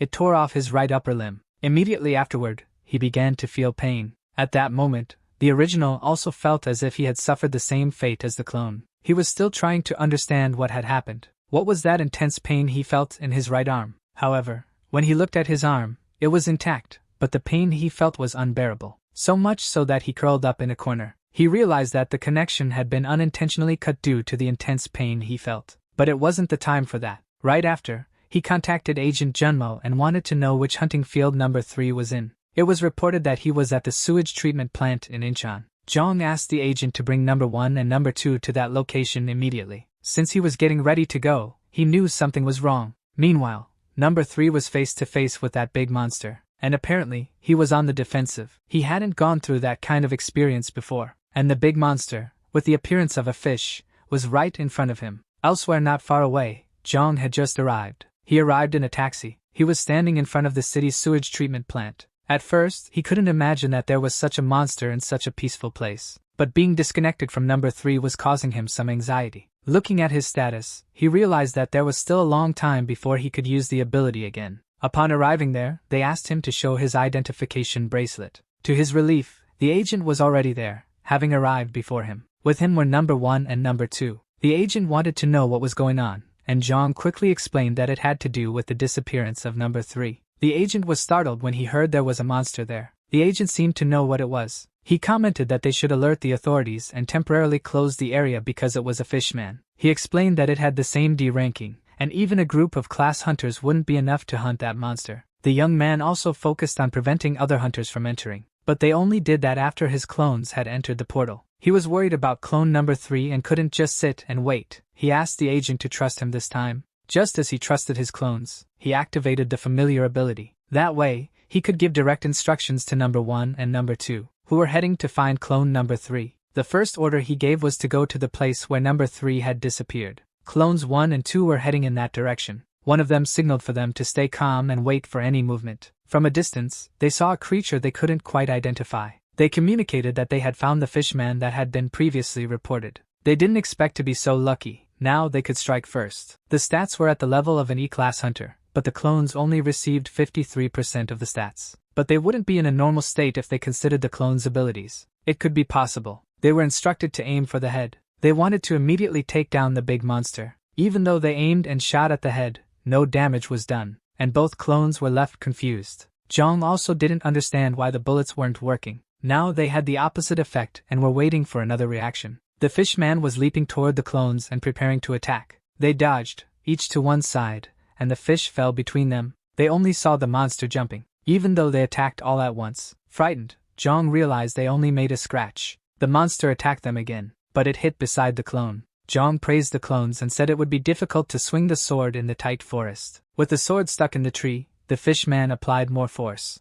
and simply cut through 2 trees with a single swing. Jong, shocked, said to forget what he had just said. The trees fell to the ground. The fishman looked back, searching for the clones. The clones, taking advantage of the monster's distraction, attacked. They hit his arm, but it had no effect. Jong said it wasn't working, while the clones threw themselves at the monster, ready to attack. The monster, sensing their approach, prepared a punch. He hit one of the clones, sending it flying, and Jong wondered how they would hunt him with such ineffective attacks, until he remembered something. He said that a bullet ricocheted off another and caused some damage. He suggested that if they aimed at the same spot, the clone fired and hit the same place, causing damage. Excited, Jong said it worked. He praised the clones and told them to fill him with bullets. The monster didn't like this and tried to attack. He attempted again and again while being shot. He defended himself and prepared. He grabbed his sword, and suddenly it caught fire. Furious, he prepared to attack. He swung his sword toward the clone. The clone defended just in time, but it wasn't enough, and he was sent flying.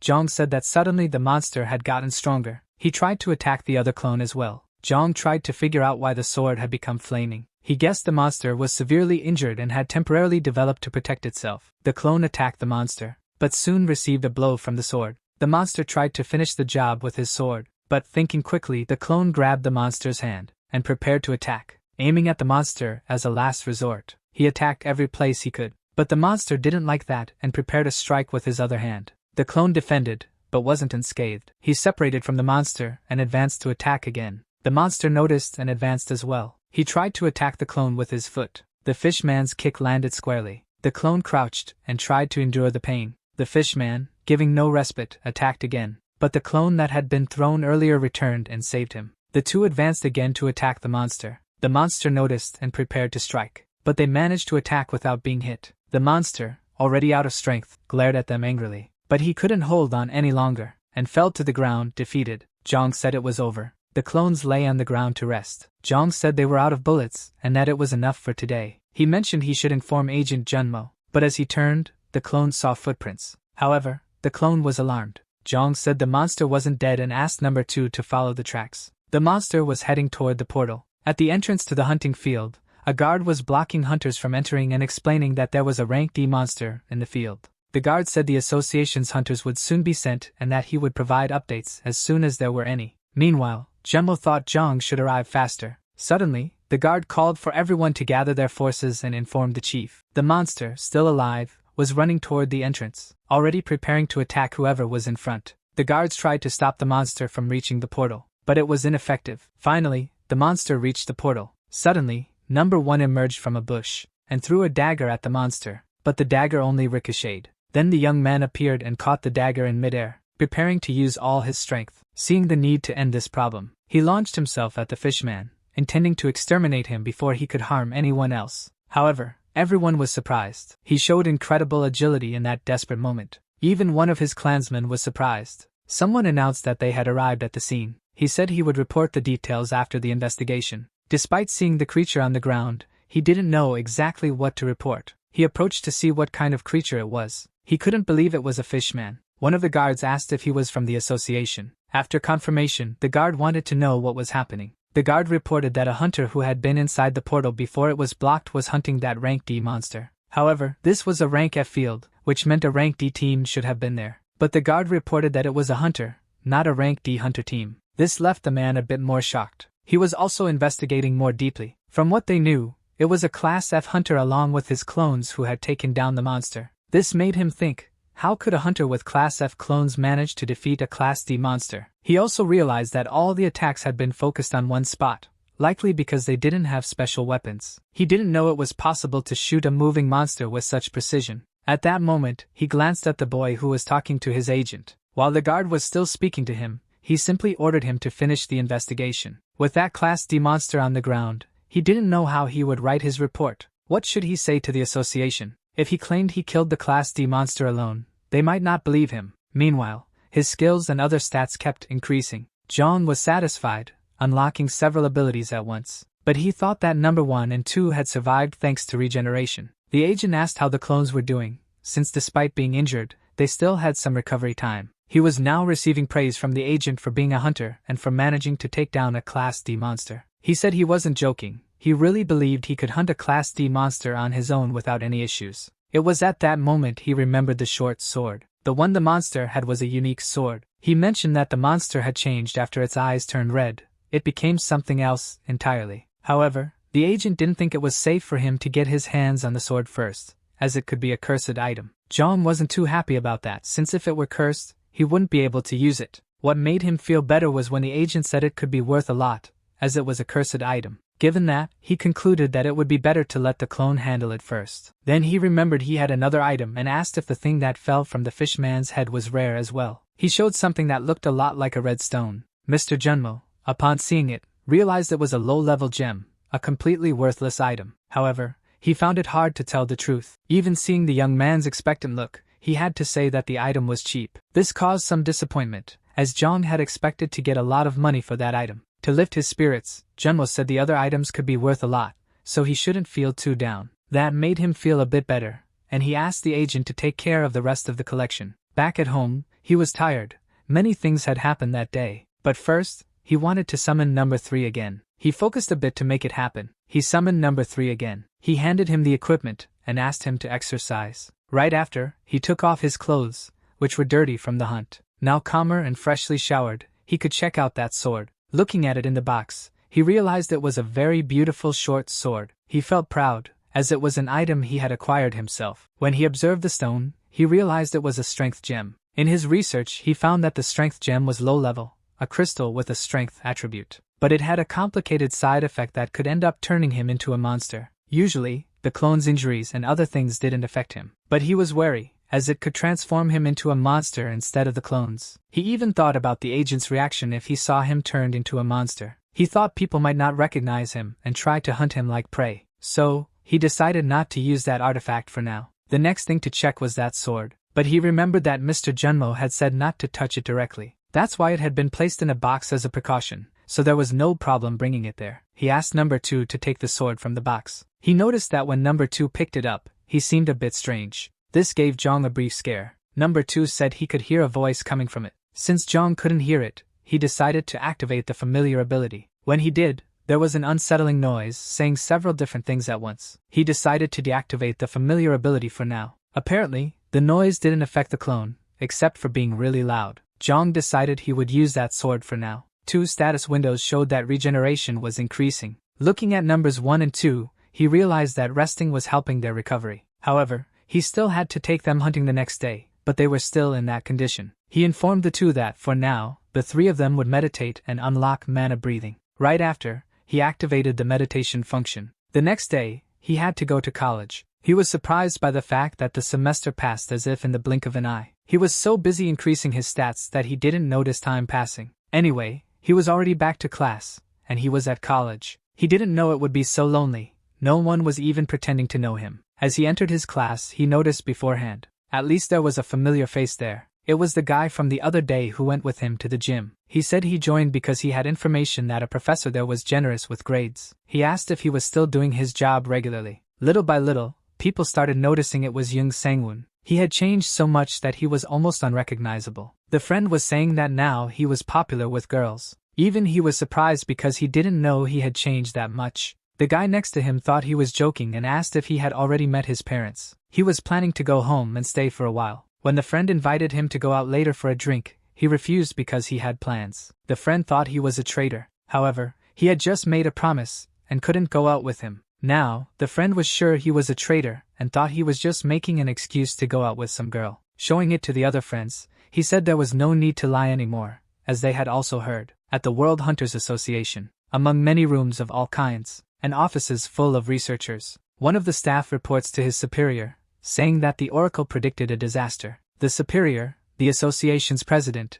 Mr. Michael Harris, asks what the disaster would be. Without beating around the bush, the staff member says it's about the formation of a portal and an invasion of hundreds of monsters. Mr. Michael asks if the location and date of the invasion have been confirmed, to which the staff member explains that the only confirmation is that the strongest monsters would be rank A. It is estimated to happen in the coming days, and it is supposed to be in South Korea. Some guild leaders gather in a room. Most of them don't understand why such a big meeting was called. A guild leader arrives looking for the guild leader, Mr. Wante. She arrives bumping into him. Mr. Wante is winded for a moment, but he still greets Miss Miho. She is the master of the Yellow Guild, Han Miho, who comments that something big must be about to happen. Mr. Wante, master of the Keenest Guild, Park Wante, thought the same as Miss Miho. They chat a bit on their way to the meeting room. Inside the meeting room, there are many other guild masters. One of the men looks at Mr. Wante with some disdain. The number 1 guild master in Korea, Mr. Shin Haesong, leader of the Haesong Guild. Miss Miho and Mr. Wante feel apprehensive when they see him there,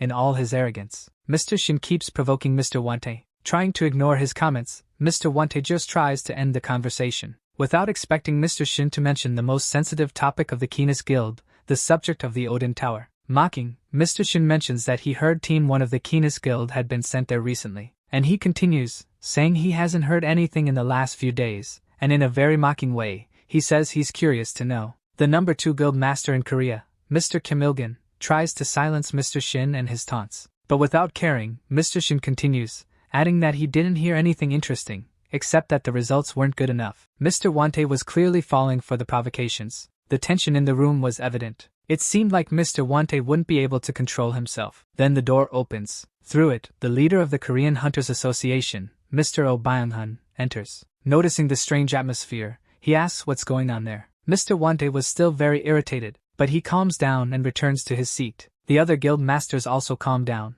The association leader is left puzzled. He starts the meeting by thanking the guild masters for being there. He proceeds to say that Korea had recently received a disaster alert from the World Hunters Association. Mr. Shin wonders if it would be the Oracle. The association president says they received information that a portal would open and a massive wave of monsters would invade. Since the monsters could be rank A, the cooperation of all the guilds in the country was necessary. The guild masters asked when and where it would happen. They wanted the entire country to be covered while they waited for the portal. That was the reason they were there, to hold that meeting about the matter. The only thing they knew was that it would happen. They were worried because there weren't enough hunters to finish the work right there. However, this was also being considered. The leader Park Won-tae had a proposal to make. They decided they would listen to what he had to say. He said that when the disaster occurred, all the guilds would gather in that location and focus their manpower there. This would be without exception, and the guilds that didn't cooperate would be severely punished. The one who called the meeting found this to be a reasonable opinion, and those who agreed were asked to raise their hands. One by one, they raised their hands, agreeing with the decision.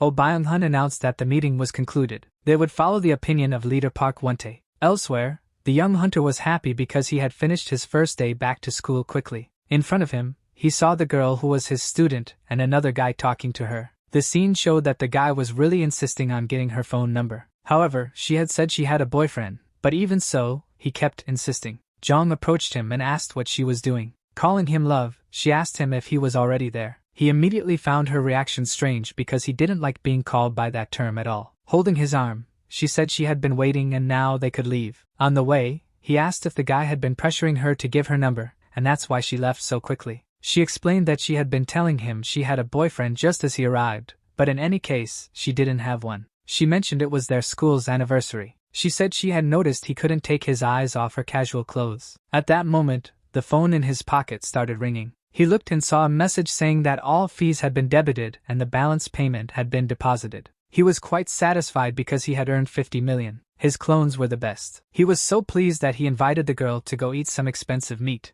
They went somewhere to eat beef because they wanted something like Korean beef. She found everything really delicious. She knew it was all very expensive and asked if he was sure about it. He told her she could eat because he was just apologizing. At that moment, she looked at his wrist. The guy was excited and ordered more meat, this time portions enough for 4 people. At that moment, alerts were triggered for everyone. They were all looking at their phones for more information. It was also on TV. They announced it wasn't a drill, it was an emergency disaster alert. From that moment on, a disaster alert was issued across the country. Everyone in the restaurant became very worried. They told citizens all over the country to check the locations of evacuation facilities. Jaeong-do thought it was unfair that they were hanging out with friends while the trader was on a date with a woman. One of the friends wasn't sure if he was really on a date. However, shortly after, he caught sight of the two having fun and eating Korean beef. From a distance, they could see 2 people talking and enjoying themselves. After that scene, the friend who had tried to defend him felt betrayed. But then his phone rang, not just his, but everyone's in that place. Even so, the friend who felt betrayed didn't look at the messages on his phone. Jaeong-do realized that the bad messages indicated something was happening in the country. He noticed that the internet was going crazy, but nothing had been said at the college about there being no class the next day. Jong soon noticed the presence of his friends. He wondered what they could be doing in that place. The friends, feeling betrayed, wanted to know who the girl with him was. He explained that it wasn't like that, she was just his student. After that brief explanation, he introduced his friends to the student. Jong asked for the meal to be packed up, as they hadn't eaten everything there, and he gave it to her to eat with her parents. He also asked his friends not to go anywhere except home. Hee-yeon asked if there wasn't anything else to do that day. Her companion said that her parents might be worried if she wandered around with a disaster alert in place. All the friends thought he was a grumpy old man, always nagging everyone. This made him even more frustrated, and he shouted for everyone to go home and stop worrying their parents. That situation was making him uncomfortable because his friends weren't taking the warning seriously. He looked around and noticed that everyone was living their lives as if nothing was happening. Everyone was satisfied, laughing, and happy. It seemed like they would move on to another place to continue the fun. It might have been an exaggeration because he was being overly sensitive. Everyone was acting so normally. He picked up his phone to check a few things and also make a call. He called his agent and asked if he knew about the disaster warning. He asked if there was anything more specific he could know about the disaster. All he knew was that they wanted to stay at that place for 3 months because they didn't know when or where the portal would open. That information made Jong angry. If it was so dangerous, couldn't the association provide more information and strongly suggest people be more cautious? However, the agent said the real problem was the duration of the 3 months, which would cause a massive economic impact. The information was lacking so that they could say they had warned people and wouldn't have to bear the financial burden. Mr. Junmo was heading to the shelter at that moment. The hunting grounds were supposed to be all blocked. Arriving where the clones were, he was concerned about how numbers 1 and 2 were doing. The 2 were feeling a bit better. His expression became a little sad when he saw that his clones weren't fully well. Looking at their statuses, he realized he couldn't summon number 3 at that moment. In this situation, he decided to summon number 1 again. After the new summoning, number 1 returned. He was asked to wear a cap so he wouldn't be confused with the clones. After a while, the 4 were gathered again. He called them to go back home. Arriving at his mother's house with food, she, standing at the door, couldn't identify who that young man was. He realized that not even his mother could recognize him after losing so much weight. His mother was unsure if it was really Sangwon. Feeling a bit awkward, he told his mother it was indeed him. She was shocked because he had lost so much weight and thought he was starving. His father also didn't seem to recognize him. His sister quickly came to the door to see if he had changed that much. Angry at him, she said he should have looked for his cute sister as soon as he returned home. She asked why he was standing like that. Then she took a closer look. She was also surprised, just as their parents had been earlier. It was at that moment he remembered his friend's words, that when he returned home, not even his family would recognize him. His mother was concerned because his friends were wearing masks, but he explained that they weren't his friends. He then asked everyone to take off their masks. This caused a shock to his mother, father, and sister, because they were all exactly like the original. After an explanation, they realized they were clones due to his ability. His mother had heard that most young people practiced, but she didn't know he practiced these abilities. He told her he was working as a hunter as well. His mother didn't like that at all because it was very dangerous. She said that with his ability, there was no reason to put himself in danger. She also mentioned that there was a disaster warning and that they would have to go to the shelter. His father said he was packing things,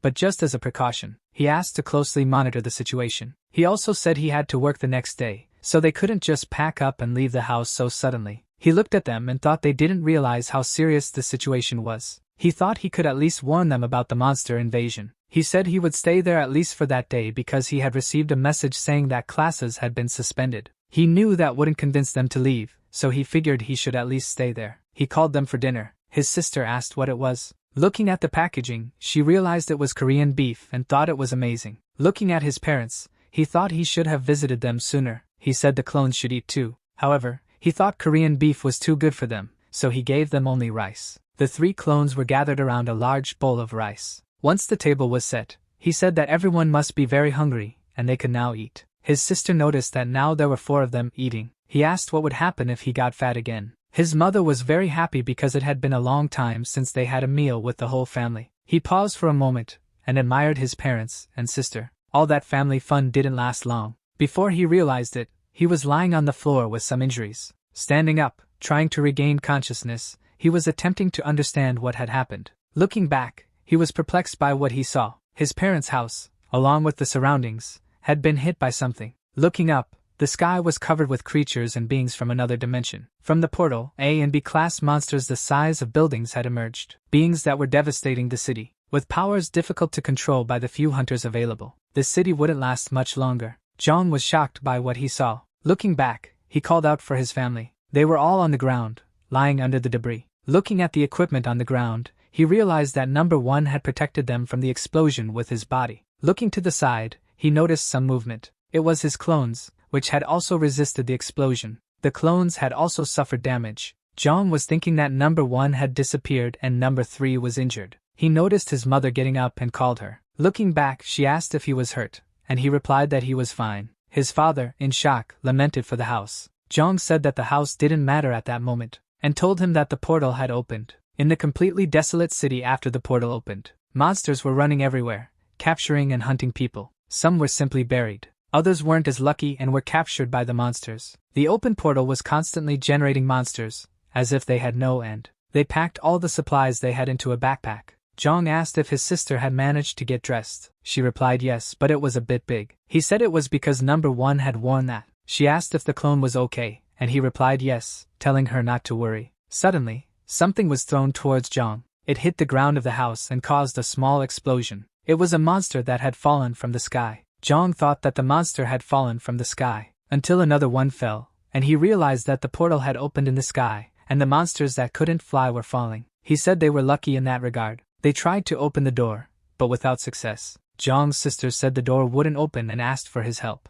The father said the door must be broken and wouldn't budge. Jong took a baton from his father's hand and asked him to wait. Getting ready, he activated the strike ability, focusing entirely on the door. He attacked with great force. The door lock didn't withstand Jong's strike. To finish, he gave it a kick that sent the door flying. After opening the door, he told them to go. Images hard to forget. Looking around, he was scared. The city and cars were all full of monsters. He asked his father how far the nearest shelter was, and he replied it was 2 kilometers away. On the way, slimes could be seen. Skeletons reassembled themselves after the fall, and golems were rebuilding. He complained to himself that there were still many monsters unaffected by the fall, and wondered if they could make it through this situation. His sister suggested they use the underground tunnels, and he, shocked, asked if they had those at home. Snapping back to reality, he told everyone to head there, until he heard someone calling for help. The person had been buried and was asking if anyone could help. He was under many bricks and even an unconscious monster. The monster, however, had just woken up, and stood up using the rubble for support.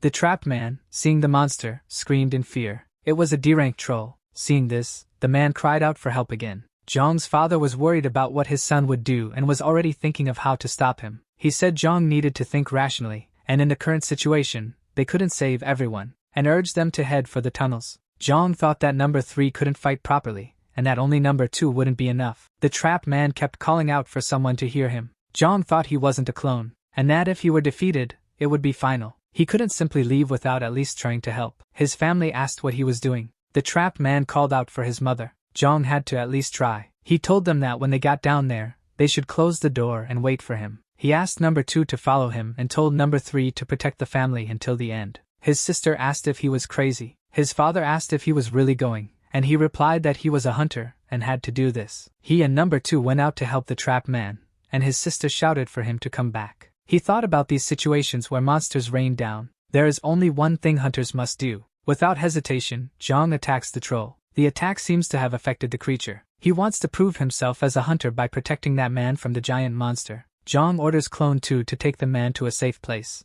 reaffirming that he is a hunter and that this was his duty. Clone 2 starts removing the debris from on top of the man, until he finally pulls him out. Jong asks if the man can walk, receiving a positive response. Irritated by Jong's actions, the troll roars fiercely. The protagonist is annoyed at having to deal with such a large monster. He orders Clone 2 to grab the weapon, preparing to use everything he can at that moment. Jong knows this is not the time to be picky. He hands one of the crystals to Clone 2 and tells him to eat it. Without hesitation, the clone eats. The effects begin to manifest quickly, starting the transformation caused by the crystal. He writhes slightly during the process, and finally, his monstrous transformation is completed. Jong checks with the clone if he is still his familiar, and the clone confirms he is still fully loyal. The troll is confused by this situation. The effects of Clone 2's transformation boost Jong's stats without causing any side effects. He and his clone face the troll, ready to resume the fight. The troll starts advancing, with its massive club wreaking havoc on the ground. Then, it launches a direct attack. Jong manages to dodge the attack well, and defends himself, even with that lousy staff. The creature tries to grab him, but the clone goes to the side and hits the troll's arm. The clone, with the transformation and that sword, had become much stronger. Jong can only admire how incredible that weapon was. Roaring in pain, the troll becomes even more enraged by the heavy damage. It starts attacking repeatedly with greater ferocity. He easily dodges the attacks, even though the troll is fast. It was slower than the fish man he defeated in the dungeon. He charges at the troll, attacking with all his might, but the large monster manages to defend itself, ending up with only a wound on its hand. Jong can't understand how the troll's arm, which had been severely damaged by the clone, had already regenerated. He takes a hit but defends just in time. His body is thrown far away, still surprised by the troll's regeneration ability. The troll's flesh wasn't tough, so the monster was vulnerable to sword attacks, but its regeneration covered this weakness. Jong realizes he can barely cause any damage to the opponent. That's when he asks number 2 to knock it down for a moment. Going on the offensive, all he had to do was bring down the monster in front of him. To do this, he struck its leg, seeking more success. After the attack, he manages to make the troll feel the impact. Even with its regeneration ability, he was sure the attack had somewhat affected its vision. Another attack was launched against the creature, which took damage to its leg. This made the monster even angrier. The troll tears up. Even though it had great regeneration, it was not resistant to pain. It stares directly at Jong, while Jong prepares to use the ability. Strike. Leaning back, gathering strength for the blow. The strike is delivered to the troll. Using all his strength, Jong hurls the monster far away. His stats are boosted after successfully defeating the troll. His hand was sore. That was the side effect of the strike ability. Jong reflects on how the troll was as strong as the fishman, without relying on a good weapon. The protagonist decides to go after his sister to protect her. He thinks about calling her, but he lost his phone during the fight, so he asks for Clone 2's phone. which he hands over immediately. Zhang makes a comment about how Clone 2 might be kicked out of the shelter because of his transformed appearance. They hear a strange sound. It was a horde of monsters chasing some surviving citizens. Zhang frowns. The city had been destroyed by the invasion. Airplanes flew over the ruined city. Observing from above that apocalyptic scene, colossal monsters were trampling houses and buildings, like a massive draconic monster, about to cause more destruction with a powerful fire beam. When it was intercepted by magic that hit it, a fire mage initiated the attack. They were members of the Red Fire Guild, ranked 9 in Korea. But it wasn't just them. The members of the Scorpion Guild, ranked 7 in Korea, also arrived. The draconic monster roared powerfully. The hunters launched themselves at the enraged creature. Several attacks occurred throughout the city. Planes with hunters were circling the sky. They reached their destination and prepared to open the hatch. The hatch was opened, and the hunters were getting ready to jump. Park Wonta and the members of the Keenest Guild were ready to take action. A flying monster was approaching the aircraft, but the defense weapons were activated, and they eliminated the invading monster. Since many guilds were focusing, it would be a waste for them to join as well, and he said they should prioritize the evacuation of survivors. Below the aircraft, many strong and weak monsters could be seen all over the city. There were also hunters prioritizing looting. Some were even robbing unconscious people. Seeing from above, the commander was outraged at the hunters taking advantage of the situation. The pilot informed him that many survivors had been spotted 700 meters away and asked him to take a look. The commander said he understood while activating a power in his eyes. With the power in his eyes, he spotted a group of people in the distance. It was Zhang and his clone protecting a family. The commander thought he was a hunter, and that he was holding up well, but the number of enemies was too large for just 2 people. He told the pilot that he was heading north while putting on his equipment, and told his team to group up and begin the rescue. He jumped from the aircraft and activated his flight gear. With his gear, he flew over the city toward his objective. Zhang, while fighting, thought he just needed to get rid of the troll and head to the tunnels. More and more monsters were gathering around Zhang. The family he was protecting was trembling with fear. Zhang told them to go to the building's basement, but one family member said there were monsters behind them. Now knowing this, he asked number 2 to cover the rear while he tried to handle the front alone. A monster was about to attack one of the family members, but number 2 managed to strike it first. Zhang was dealing with his monsters using his weapon. He thought that he could no longer use the strike ability because of the energy consumption. Suddenly, some debris began to move, and from it emerged a giant bird monster. Zhang, dodging the bird's attack, complained about the monster's return. The bird used a strange power where it had attacked. The power began to glow brighter and spread. It looked like lava and almost hit Zhang, but he defended himself. Some of it was about to fall on the defenseless family, but number 2 threw himself in front of them to protect them. He took all the damage from the attack. He was severely injured. Zhang, unable to stand, leaned on his staff. Suddenly, a giant paw appeared above the bird monster. It crushed the bird monster. It was a giant tiger monster. Seeing the monster, Zhang lost his strength. The weaker monsters also fled in fear of the tiger,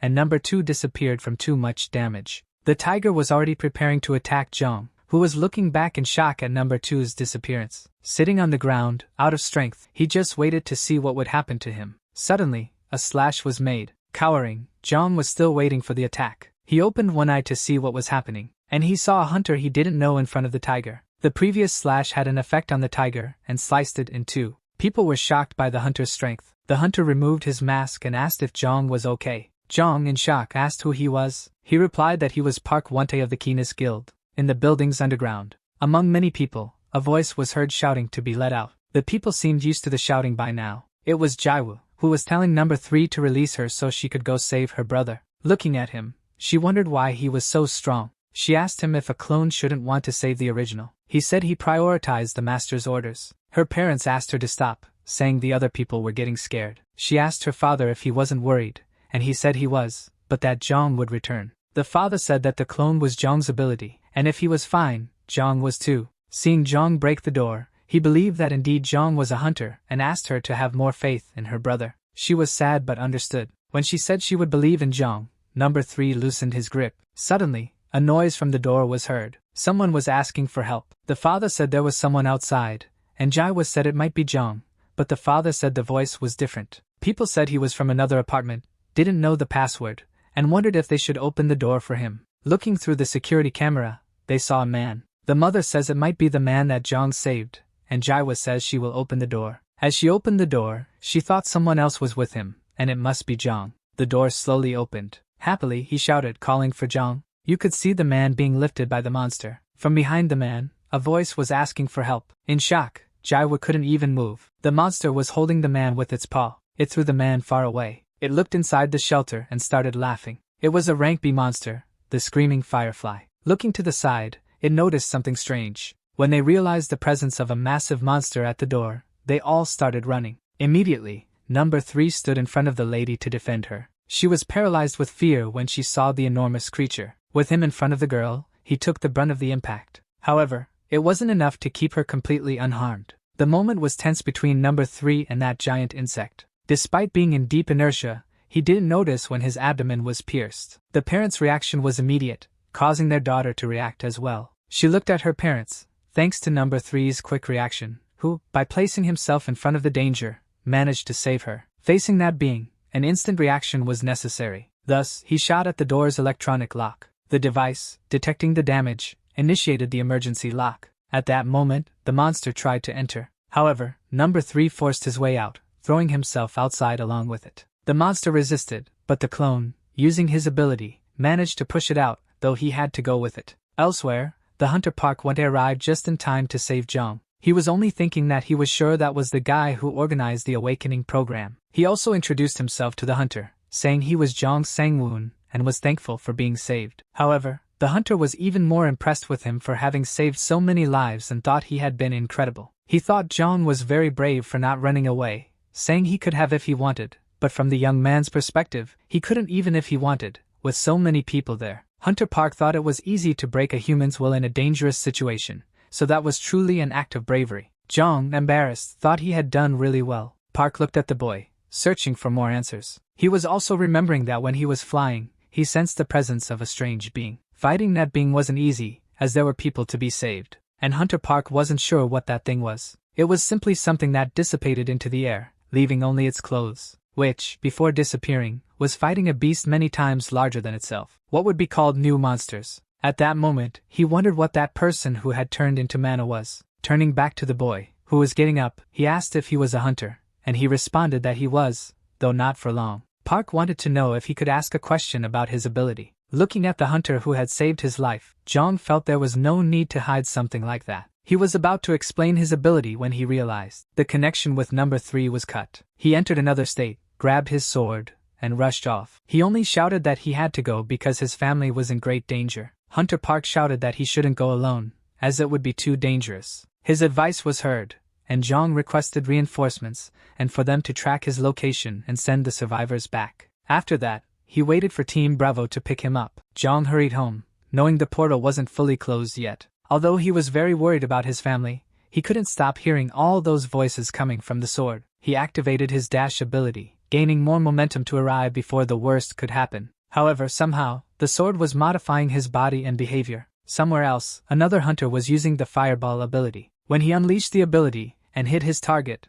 the area was engulfed in flames. All that power wasn't enough to burn in a single spot. Everything there had been around for a long time. It was requested that support teams be spread out, as his attack was too widespread. The teams didn't seem sufficient for the number of monsters that kept appearing. Moreover, their skin was too thick for any of the poison attacks to have any effect. The whole situation was worse than the hunters had anticipated. At every moment, new difficulties arose in facing monsters with completely different abilities. A presence was noticed and soon questioned. They wanted to know why Shin Haesung was there. He replied that he had only heard there was a lot of money around, and they never understood that. He was warning the supreme monster that was causing a lot of confusion. He needed to show his absolute power. When you have such power, teamwork is unnecessary. Meanwhile, at Jaiwa's family home, her father was frantic upon seeing his daughter with an injury. The mother cried as she grabbed bandages for a dressing. The father noticed something approaching from outside. It was the same monster that had injured his daughter, now banging on the door again. The people in the area had difficulty controlling their nerves. However, the young woman lying on the ground with some injuries begged everyone to hurry. The monster was getting closer to the people. The young woman's parents couldn't think of leaving her behind, but they were both worried about their daughter's vitality. At that moment, the young man with cloning abilities arrived with a sword, and he was out of control. He and the monster stared at each other for a moment. The father noticed that his son had changed slightly, because he saw his son with a sword in hand and a not-so-friendly expression. This also frightened the people present. However, all he could see was his sister on the ground and his parents supporting her. He also saw the monster that had caused all that pain to his family. his sister lying on the ground injured and crying in sadness, along with their parents. It all seemed too much for the young man to bear. He briefly let rage take over his body. Now, he was possessed by the aura of the sword. The monster sensed that his intent was to attack, and they both struck at the same time. Both were somehow injured. Despite being wounded, the rage was so great that he couldn't even feel the damage from the injury. The monster was speaking to him using his sister's voice. Jong, still holding the sword, grew more tense by the moment. Now he could feel the effects of the damage that monster had inflicted in the previous attack. However, the sword's thirst was greater than the pain he was feeling. He and the monster charged at each other at the same time. When he was about to be hit by the monster's attack, someone jumped in front of him and pulled him away from the monster. Hunter Park and another huntress arrived at that moment to defend the family. The presence of that hunter caused the monster to retreat a bit. The girl who had jumped in front of the young hunter to defend him was satisfied,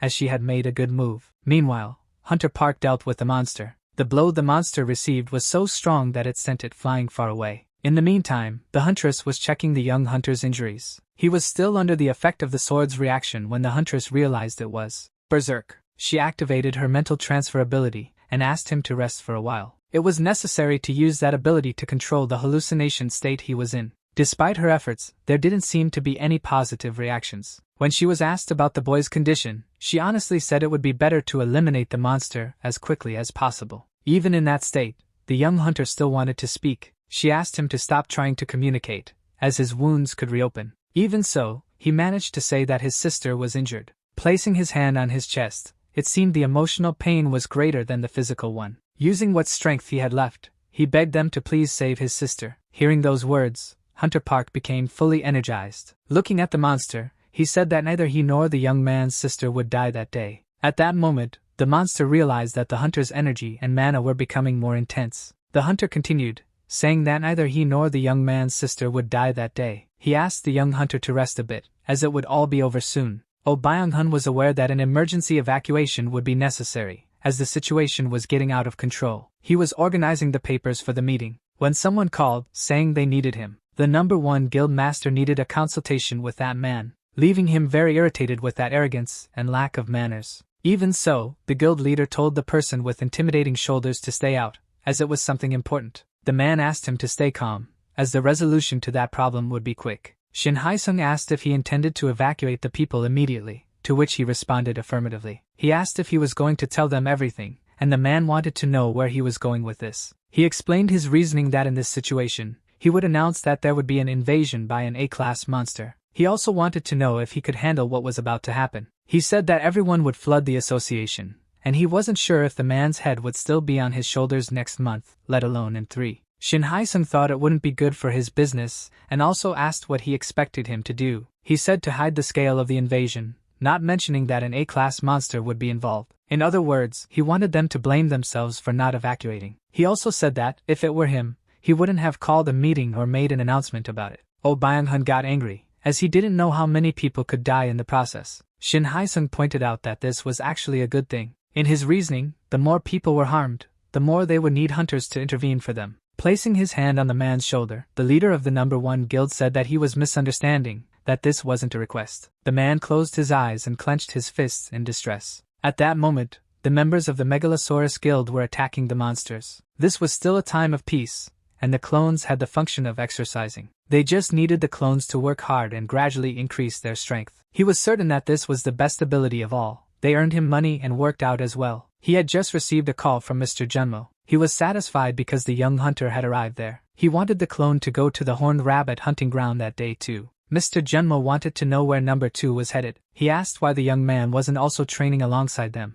as he would become much stronger much faster. However, the hunter thought it would be better to leave the hard work to the clones. He also explained that he wasn't serious when he said he would become a hunter. He earned enough just hunting the horned rabbits. He was fine taking care of himself, and that was enough. At that moment, the man asked if that was why everything had ended up the way it did. Suddenly, he was startled by something. When he looked at the agent in front of him, he no longer seemed the same. He also started being attacked by him. That's when he realized that everyone around him was different. They asked him if he had become a hunter, and why he eventually left and abandoned everyone. His sister was also there, in a different state, asking him to save her. He was looking around, trying to understand what it all meant. That's how he suddenly woke up in a place he didn't expect to be. Jong wakes up in a hospital bed. Mr. Wontae was there and asked if he had had a nightmare. He tells Jong not to move too much, so as not to reopen his wounds. He was in too much pain to speak. Mr. Wontae warns him to be careful, as his condition was bad, and he was lucky not to end up worse.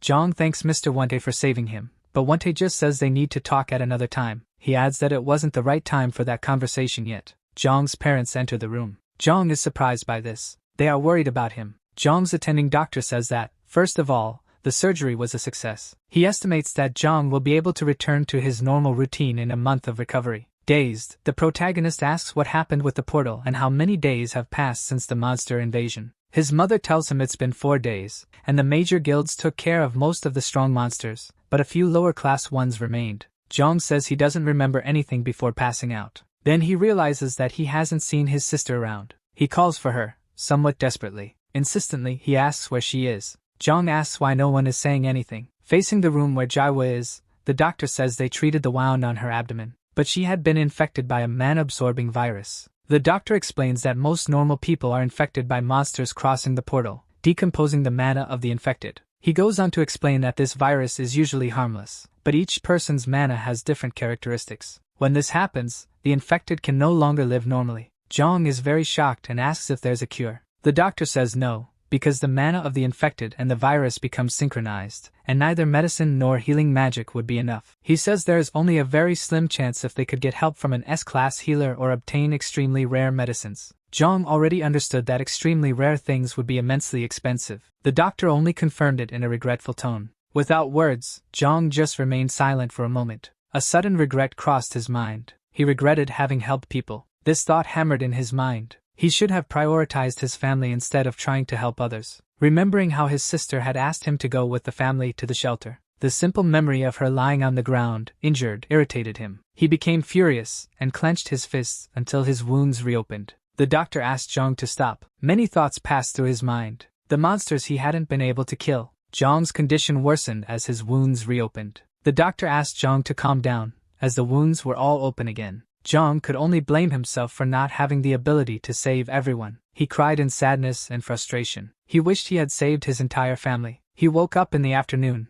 still feeling sad, apathetic, desolate, unresponsive, just quiet. Jong looked to the side and noticed someone approaching. It was Heian, who had come to visit him. She entered slowly, calling Jong Professor. Heian apologized for the sudden visit, but he thanked her for being there and asked how her family was. A little awkwardly, she said the house was damaged, but everyone made it to the shelter safely. Jong asked how she knew where he was, to which she replied that her father had contacted his father. He questioned why she was being so formal with him, and she blamed the seriousness of the situation they were in. Jong told her she could speak comfortably with him. Heian agreed and asked when he would be able to teach her again. The room fell silent for a moment. He called her as if he was about to be frank. Jong said he wanted to talk to her about that. Sincerely, he told her that he was going to quit college. 2 weeks later, still in the hospital, the doctors seemed incredulous. Jong had recovered completely in just 2 weeks, something exceptional even for a hunter. He was changing clothes to leave the hospital, dressing in his casual clothes.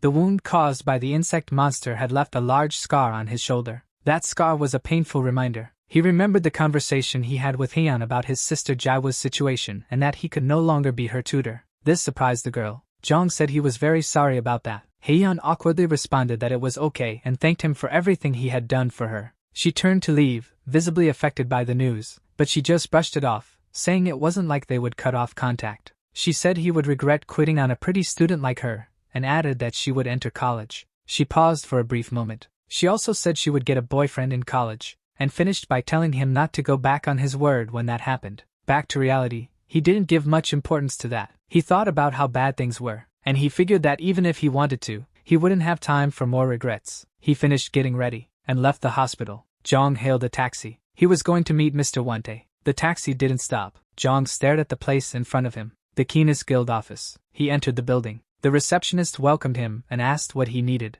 Jong said he was there to meet the guild master, Mr. Wontae, and the receptionist asked if he had an appointment. She began to dismiss him, but a man stopped her. The man asked him to wait. He asked Jong if he was Mr. Jong Sangwoon, to which the protagonist obviously confirmed. The man said that Jong was a guest. He invited the protagonist to go upstairs, and told Jong that Captain Wontae was waiting for him. From outside the room, someone called for Park Wontae, and said that Jong had come to see him. Park Wontae asked for him to be let in. Zhang, entering the room, greeted him. Wente said he was happy that he got out of the hospital so quickly. Zhang said it was thanks to him that he healed so fast and mentioned that as soon as he got out of the hospital, he came to see him. Wente said he only did what was obvious. Zhang said it wasn't obvious. He saved his family and sent them quickly to the hospital. Zhang said he was extremely grateful. However, he was very curious as to why he did all this for them. He said he heard that in the hospital, he had provided them with private rooms. He even arranged a place for his parents and the ICU for his sister. Clenching his fist,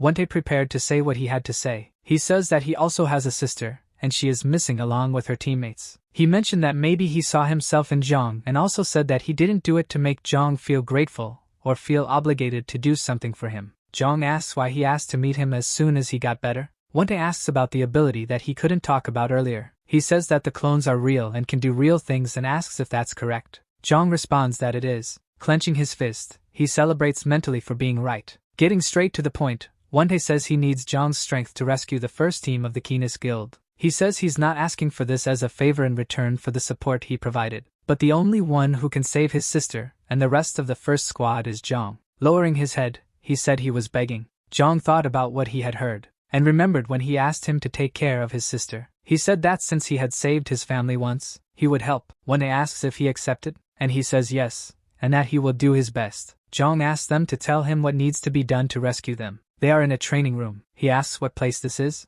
Wente replies that it's the training field of the Keenest Guild. The field is quite durable, so he can use all his abilities. He says they need to prepare to rescue them for 2 reasons. The first is that they have time. He explains that his sister has an ability that allows her to carry many resources for up to 8 more months, and the second reason is the level of the dungeon. The team was ranked S and couldn't return. He asks if Zhang understands what that means, and he responds that it's too dangerous for him to proceed. Wente says that's exactly right, but there's a way to get around that, and he says that humans show incomparable strength when they are near the end. It's a momentary strength released during emergencies, enough to tear muscles and break bones, but of course, this is reflected in the stats. Wente says that until now, he's used battle sense, but that won't work on this mission, so he needs stats. He says he feels sorry for him, but it's the only way. He tells him to hold on as long as he can. At the JM agency, looking at the old messages he had with Zhang, Junmo bites his nails nervously. He keeps biting them while looking at the phone, until he hears footsteps.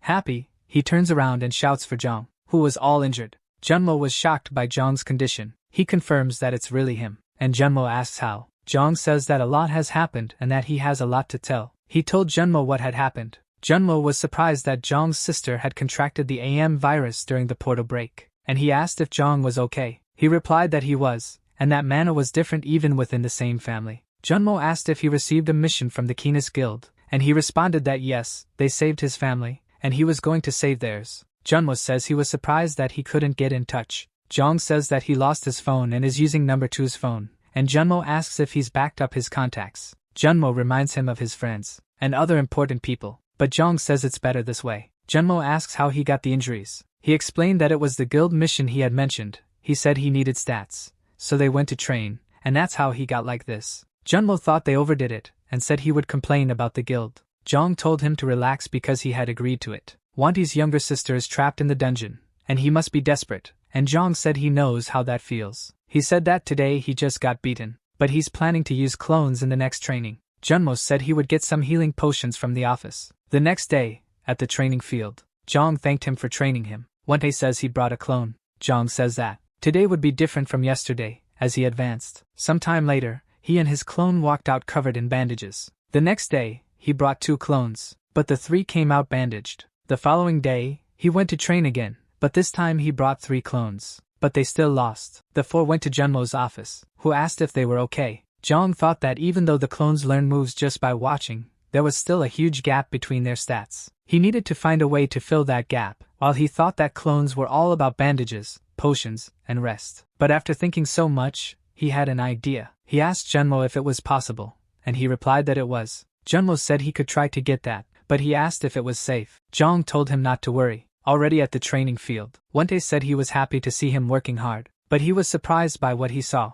It was a transformed clone. Not just 1, but 3 of them. The agent was satisfied and had already arrived with the box, saying he had gotten it. Zhang checked if it was as expected, as the agent worked very quickly. He had bought everything in a rush, so it wasn't much. However, looking at the box, he realized it would be enough. The next day, he arrived to train with himself and the 3 clones, but things seemed a bit different. Hunter Park asked what he had done with the clones, but then he showed a red gem. He explained that he had given them 60 gems. He explained that the clones were considered summoned creatures and could absorb the gems. Hunter Park was startled to realize that the gems could be used by the clones. However, the young hunter wanted to use all of them that day, already prepared with that sword. Park one day noticed that he was using a certain state, or something else. He told him to come at him with the intention of testing it out. He, along with the clones, surrounded Hunter Park. Park immediately noticed a cycle in view of the chest and returned to him. He also noticed that his abilities had increased significantly, knowing this because the abilities were usually weaker. It must have been the effect of the gems, but it seemed like the monsterization effect was stronger. Even so, he was stronger than all of them combined. He was doing this so they could grow stronger by absorbing the gems,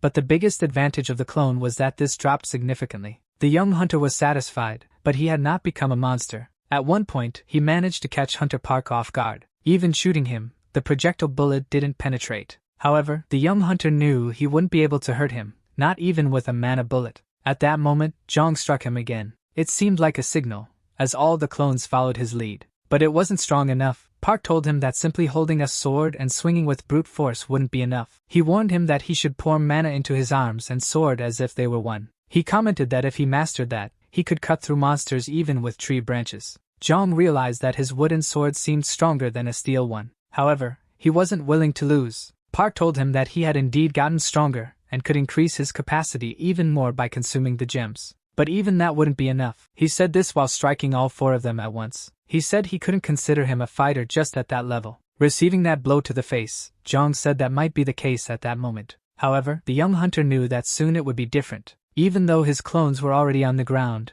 he remained standing and kept trying to fight Park. Looking into his eyes and saying he didn't intend to stop at rank C, he asked the clones to look where he was standing. The clones then looked in that direction. That's when the original asked them to pay attention to the captain's face. He asked where else they had seen that angular nose and sharp features. He shouted that the captain was a gem, and at that moment, the clones began to see him as a gem. Zhang told them that if they accepted it, he would be the first to win, and he asked the clones to start biting him. After saying this, he told the captain that, to be honest, the reason he decided to get stronger wasn't just because of his request. He had felt something when he opened his eyes in the hospital. That feeling of helplessness from trusting his family's life to someone else in the middle of a disaster, knowing that other people were starting a search, and they would only find what was left of a monster, the hatred of being weak. Elsewhere, there were hunters with the same feeling. No matter how much they attacked the monster, it didn't even move. It was the feeling of despair he had after his efforts didn't reflect in the outcome. He never wanted to feel that way again. He didn't need to worry about his current capacity. At that moment, he launched himself again at the hunter. He said he never intended to stop. However, 6 months had passed, and in the hunting field of Sinseildong Station, he was kicking a boy out of there. After blocking the hunter and throwing him to the ground, his friend came to defend him. They didn't understand why they were doing that since they had official permission to enter that hunting field. The bullies who were occupying that hunting field claimed to be from the Silverwind Guild. Despite the presence of a few guards there, they simply pretended not to see the commotion. The hunter noticed that they didn't care at all about the situation. However, one of the bullies wanted to take the hunter to the hunting ground with them. They said that their leader was really a very sweet guy. Their leader told them to be quiet because they were scaring everyone. Zhang, arriving at the hunting ground, noticed some kind of commotion. The leader of that guild overheard the young man talking to one of the guards. The guard was warning him not to go in that direction because there was a situation happening. The leader of that guild asked if he was stupid. He said that the hunting ground was being used by the Silverwind Guild. Saying that, he tried to punch him in the face, but he immediately countered, causing the leader to feel slight discomfort. As for the other hunters, who hadn't had the chance to enter the hunting ground, they were just watching. The young hunter asked what one should do when someone tried to punch them in the face. Then he said he thought he had heard the name of that guild somewhere. I might think about it, but it makes no sense. Then he asked what his entrance into the hunting ground had to do with that guild. The other members of the same guild were upset with him, and they couldn't believe he was picking a fight with that guild. They also said he wouldn't be able to get away from this, because they were all D-class hunters, and asked if he thought he could handle all of them alone. The young man, ironically, asked if he was alone. Right after those words, his clones began to appear. Only then did they realize that they were the ones in trouble. However, they started asking who those bastards were. The young hunter asked if they could repeat what they said about him being alone. Elsewhere, at Agent Junmo's office, he was receiving a visit from Mr. Park one day, who was apologizing for the late hour. Mr. Junmo said not to worry, as he should have gone to see him. After opening a drawer, he took out a document and was about to hand it to the hunter. He said that, as it was personal information, he couldn't take a picture and would have to return it immediately. After looking at the document, he noticed that the young man's stats had increased a lot in just 6 months. His agent said that recently he seemed like a completely different person.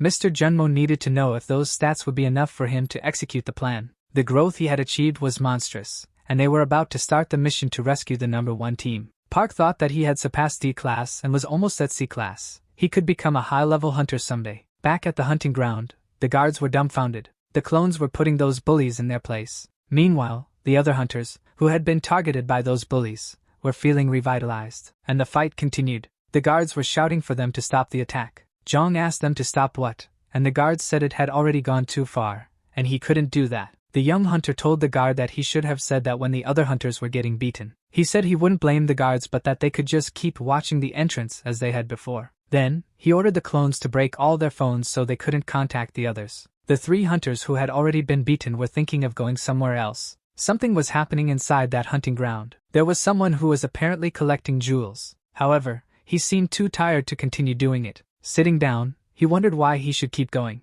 At that moment, he heard a noise coming from the entrance, and thought it might be an inspection. When the young hunter entered, the other person inside told him he needed a little more time to complete his quota. Then he realized that it wasn't a guard. Zhang said he remembered him from the horned rabbit hunt. He greeted him, saying it had been a long time since he'd seen him, even calling him by name. Now Ajusi remembered where he had seen that guy, but he also saw 3 more people enter with him. He asked how he managed to get in, as he was sure the Silverwind Guild members were guarding the entrance. Zhang wanted to know how someone as weak as him could be in a D-class dungeon. He also said that, judging by his appearance, he didn't think he was there to hunt. He realized that he was just there to pick up the scraps left by other hunters. He asked if the Silverwind Guild had let him in there. With his phone, he said he only felt sorry for him but needed to hear what had happened there. At that moment, he showed his phone screen and said there was no need to worry about those bastards at the gate. Ajusi wanted to know how those people, who were all class hunters, had made that determination. He was told to start talking or he would end up like them. He began by saying that Zhang should know that class monsters dropped gems when they were defeated.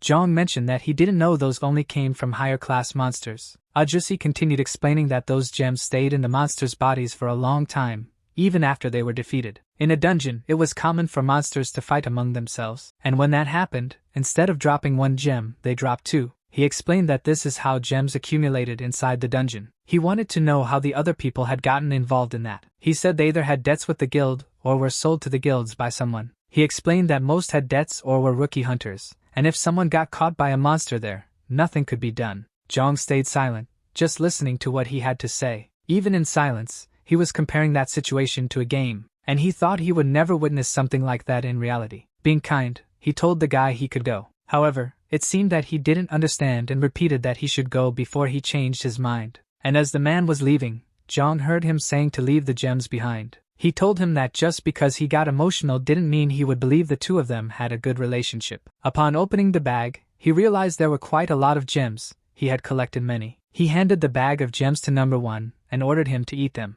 Number 1 started eating them like there was no tomorrow. A hunter began running, seemingly scared of something. He was shouting because a monster was chasing him. He was running from a Class C monster. That guy was just a worker for the Silverwind Guild. Kim Yu-hyan was running from a Class C monster known as an abomination. During his escape, his foot twisted, causing the guy to fall. He was now on the ground in front of the monster. He even closed his eyes so he wouldn't have to see that his end would come in a place like that. However, he felt someone grab him by the collar and politely asked for permission to do so. The young hunter lifted the guy high, avoiding the monster's strike. Kim Yu-hyan wanted to know who that person was. Zhang introduced himself as his savior. He was interested in the gems, but was told they had been left behind a long time ago. The other curiosity he had was why he was talking about the Haisung Guild, because the other guys outside had said they were from a different guild. However, Kim wasn't comfortable saying anything with that monster around, and suddenly another being appeared, which also had a different appearance. Nonetheless, Zhang insisted on getting answers, wanting the guy to respond about the guild in question. Without warning, the guy started running again to try to save his life. All he managed was to get grabbed by the collar again. He still couldn't escape, as he hadn't answered his questions. But Kim didn't know how he could be so at ease with monsters around.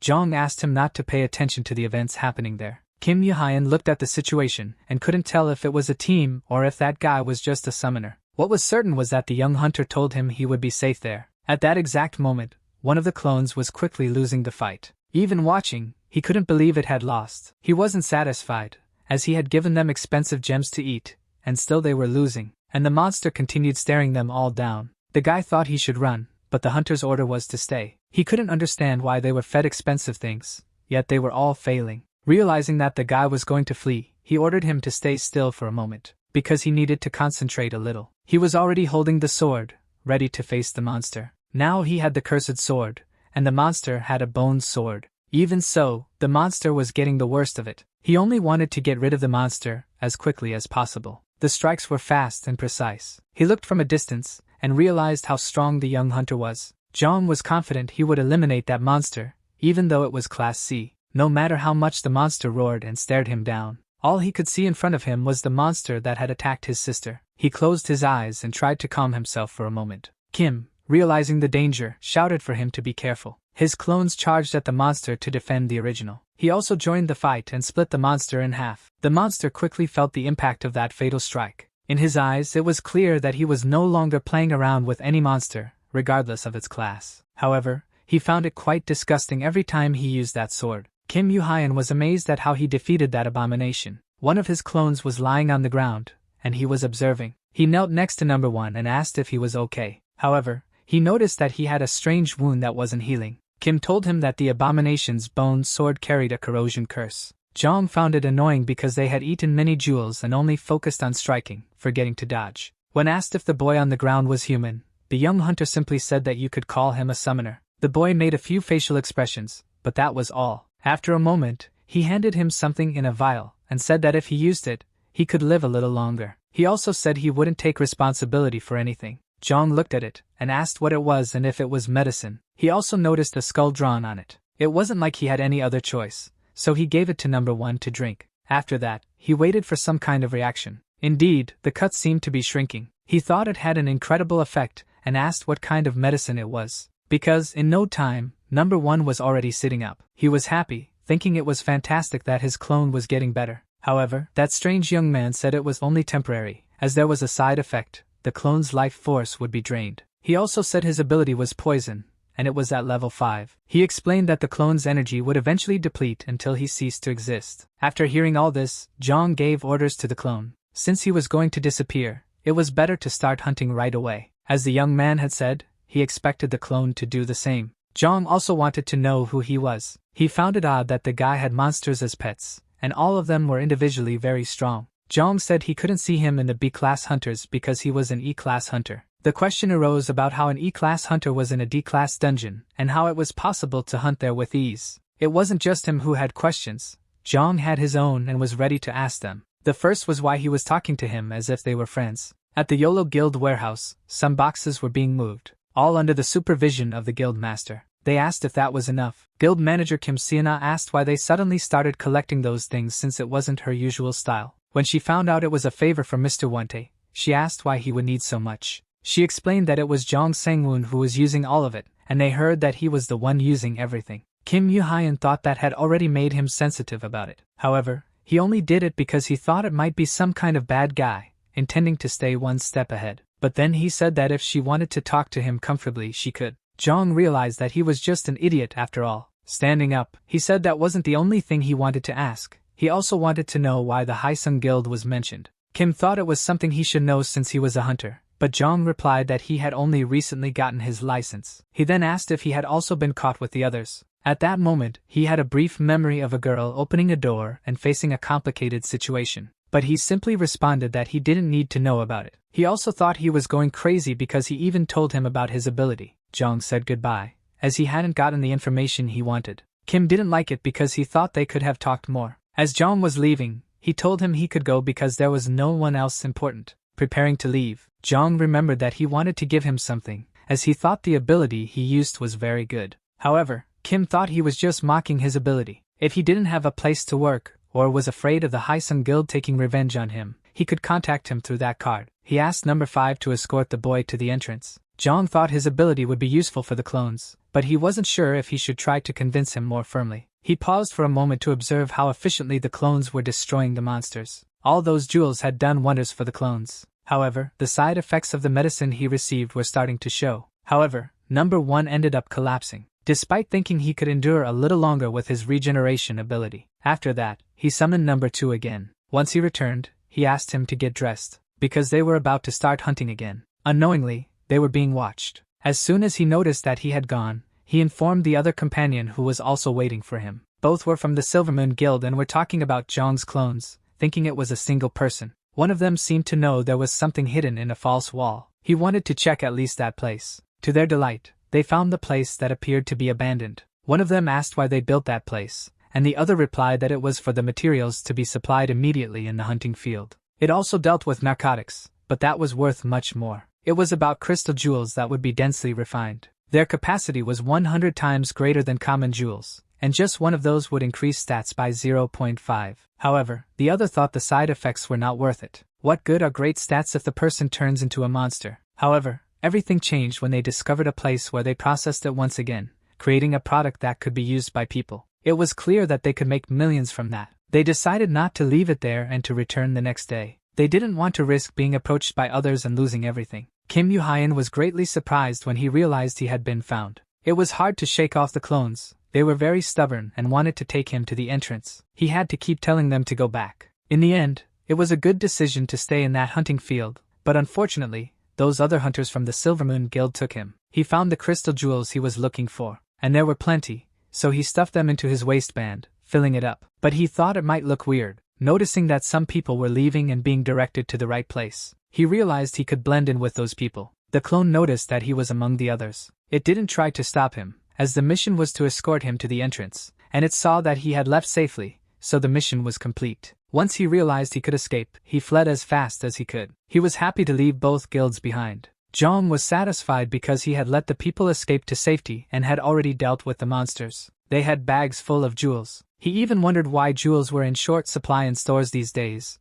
but this was much better. The clones, looking, thought they should eat all of them, but their master said that if they ate, they would turn into monsters. He received a notification on his phone, and paused to look at a message saying the mission would be explained the next day. The next day, when the two returned to retrieve their crystal jewels, they were no longer there. They were very distressed because the expiration date was the next day, and they didn't know what they were going to do. They began pressuring the guards to see if they could get any information, asking who they let into that place. The guards said the only thing they agreed to was letting them in, but they couldn't prevent other hunters from entering there. He told him that the only person who went in was the guy who hit him. Besides the people they imprisoned there, the only one who went in was a guy who had a conflict with them. They were remembering that strange guy and his accomplices, wondering why it had to be them. Wandering through the dark night, Kim was still irritated at being placed in a C-rank dungeon. He acknowledges that he would have died without Zhang's help. Kim is satisfied that he didn't gain anything valuable. Knowing that the Silvermoon Guild would suspect if he sold the jewels at that moment,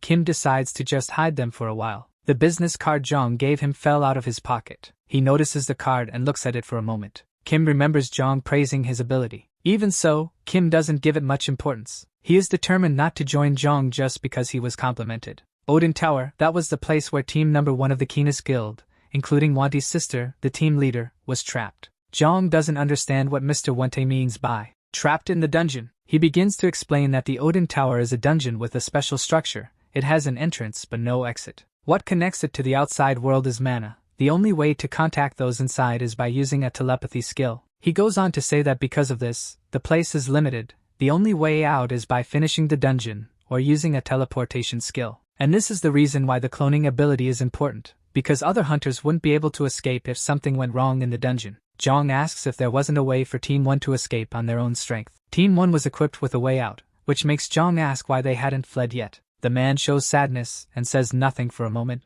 Then, he says he's going to tell everything about what happened in Odin's tower and how everything went wrong. 5 years before the Great Disaster, the year 2005, Wanti's sister unlocked her ability in a dark age. Not long after the disaster ended. Even young, she was already hunting monsters. Park Wante was 16 years old. During a hunting mission, Yuna, 9 years old, came to him, walking through the destroyed city with ease and offering a snack. Wante was worried about his sister, who casually said she wasn't hurt. That day, his sister had manifested her subspace storage ability. He asks Yuna how she was doing that, and she replies that it just happened and that she could store many things inside. Yuna offers the snack to her brother again, who refuses and tells her she can eat it. Acting encouragingly, Wante tells little Yuna that she got a good ability and suggests that they go to sleep, and she agrees because she's sleepy. She asks when Ajusi would return, and Wante says in 20 days, but he seemed to know it wasn't true. The sibling duo went through many situations when they were young, saving themselves with Yuna's subspace ability. They could store items and even people inside the subspace.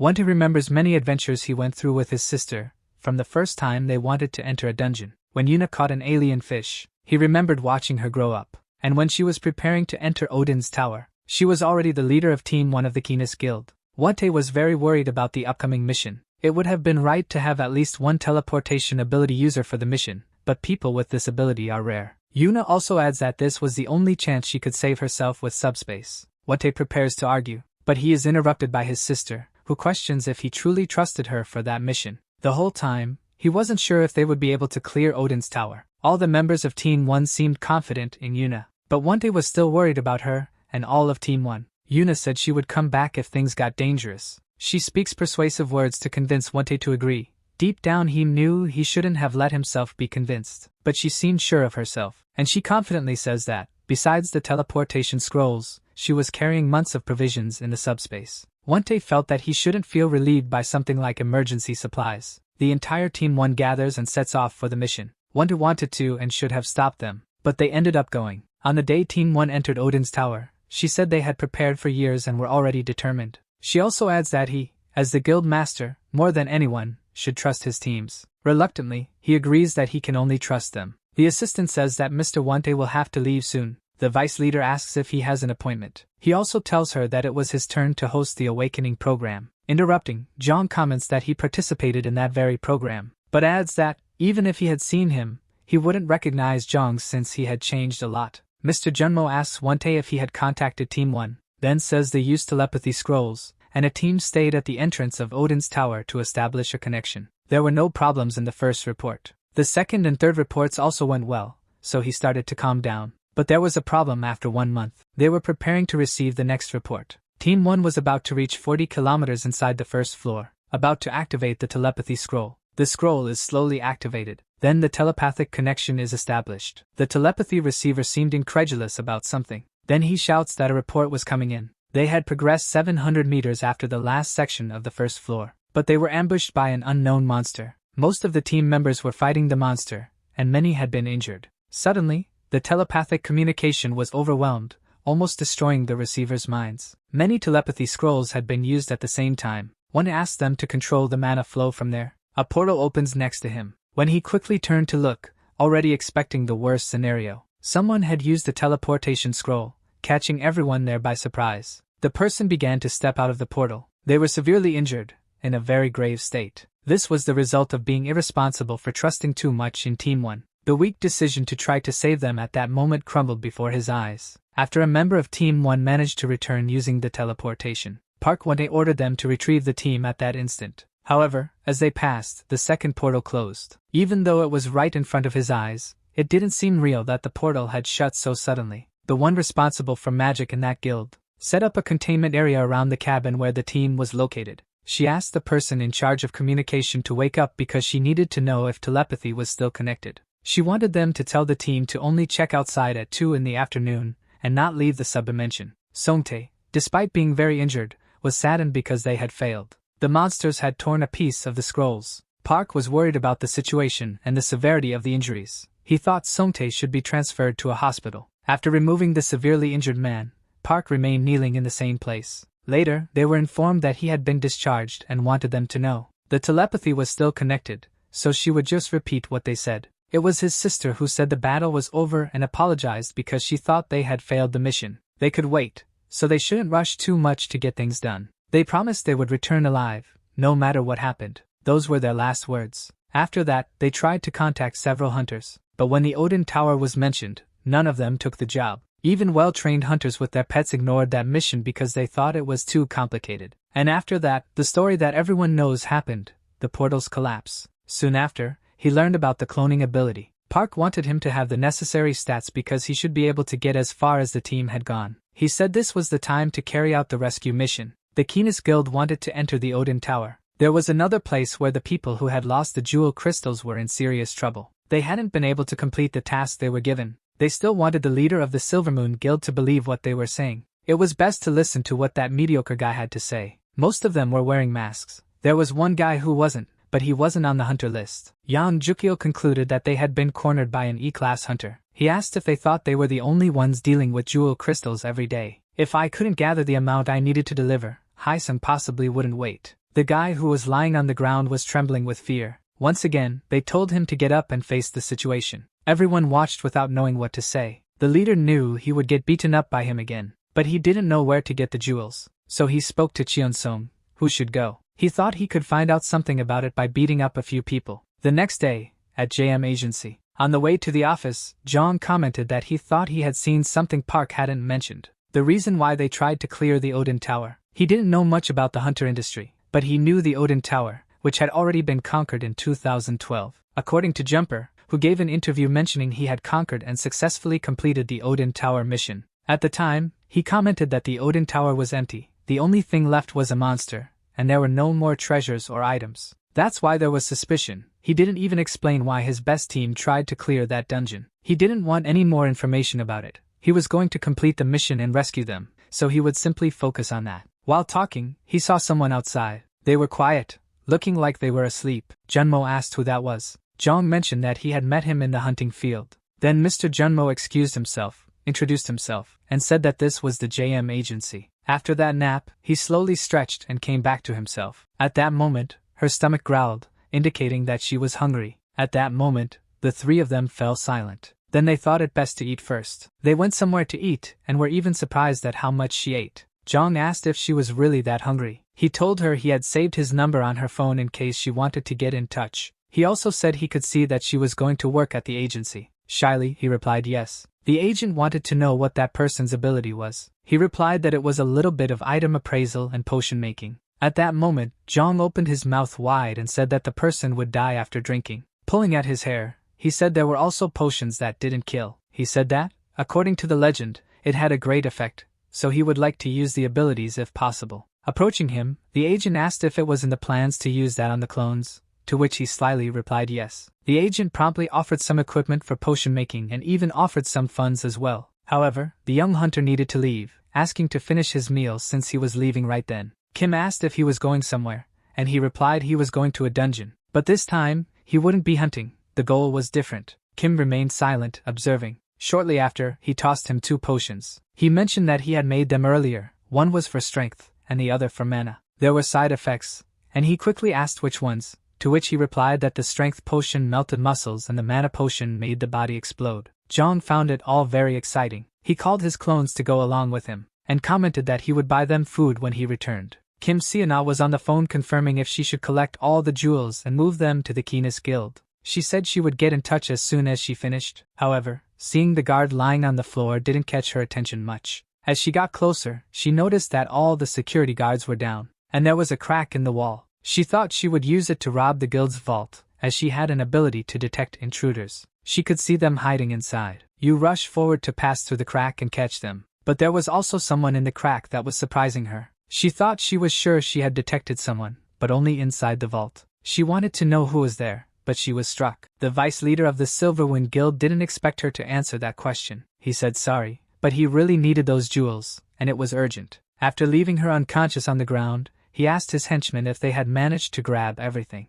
After that, they poured a flammable liquid and set the place on fire. They thought they were fine with the jewels for now. Far away in Iceland, the jet was landing. Jong was saying that it was the first time he visited another country. They were close to the portal that connected to Odin's tower. The guards told Jong he could enter since it was being guarded. However, he noticed that something was wrong. Even so, he didn't stop and just kept walking, until he reached a somewhat different place. He realized that the entrance to the tower was far from what he imagined. It was a bottomless cliff, with a vast space on the other side. He started feeling very cold and decided to head to the guild's headquarters. The news had already arrived there that all the jewels had disappeared. Jong arrived right when they were reporting the incident about the jewels. Mr. Park was very pleased to see him arrive. They ordered a coat to be prepared for him. They also gave one to his clones. Quickly, they showed the place where the first team had disappeared, which was 40 kilometers from the entrance. Jong thought that was a short distance to say they had traveled for an entire month. For that mission, he had prepared 3 teleportation scrolls in case of an emergency, and thought he should leave them with the clones. It was important for their plan that they remained safe, and to use them was easy. The location was already marked on the scroll, so all they had to do was tear it. Avasiliade said that Team 1 checked the situation outside and was sure there were signs of a possible battle. Mr. Park was wrapping up, asking if there was anything else they needed to know. All he wanted to know was what they were going to have for dinner if, by any chance, his sister returned with him. Very proudly, he said he would eat homemade food. Already preparing to leave, he grabbed his sword and the potions as well. Everyone ready, the clones announced they were departing. Watching them go, he sat in his chair and prepared to leave too. He activated his familiar ability. When he did so, Mr. Park turned to look at him. Right after, he thought that now everything was in his hands and his clones. He realized that the familiar ability was working perfectly. In a snowstorm, it was strong, but the cold resistance was relatively high, even without feeling cold. Around them, everything seemed like an eternal snowstorm, which they had to cross to get a little further. They seemed to have spotted Odin's tower. They were communicating among themselves, and they announced they had arrived. One of the clones was acting strange, and it stayed that way for a while. Jong found it very odd because he was in full control of clone number 1's body. He could easily command where to go, and he did so, telling them where they should head. He warned that they had to rescue Team number 1. Since everything was blocked,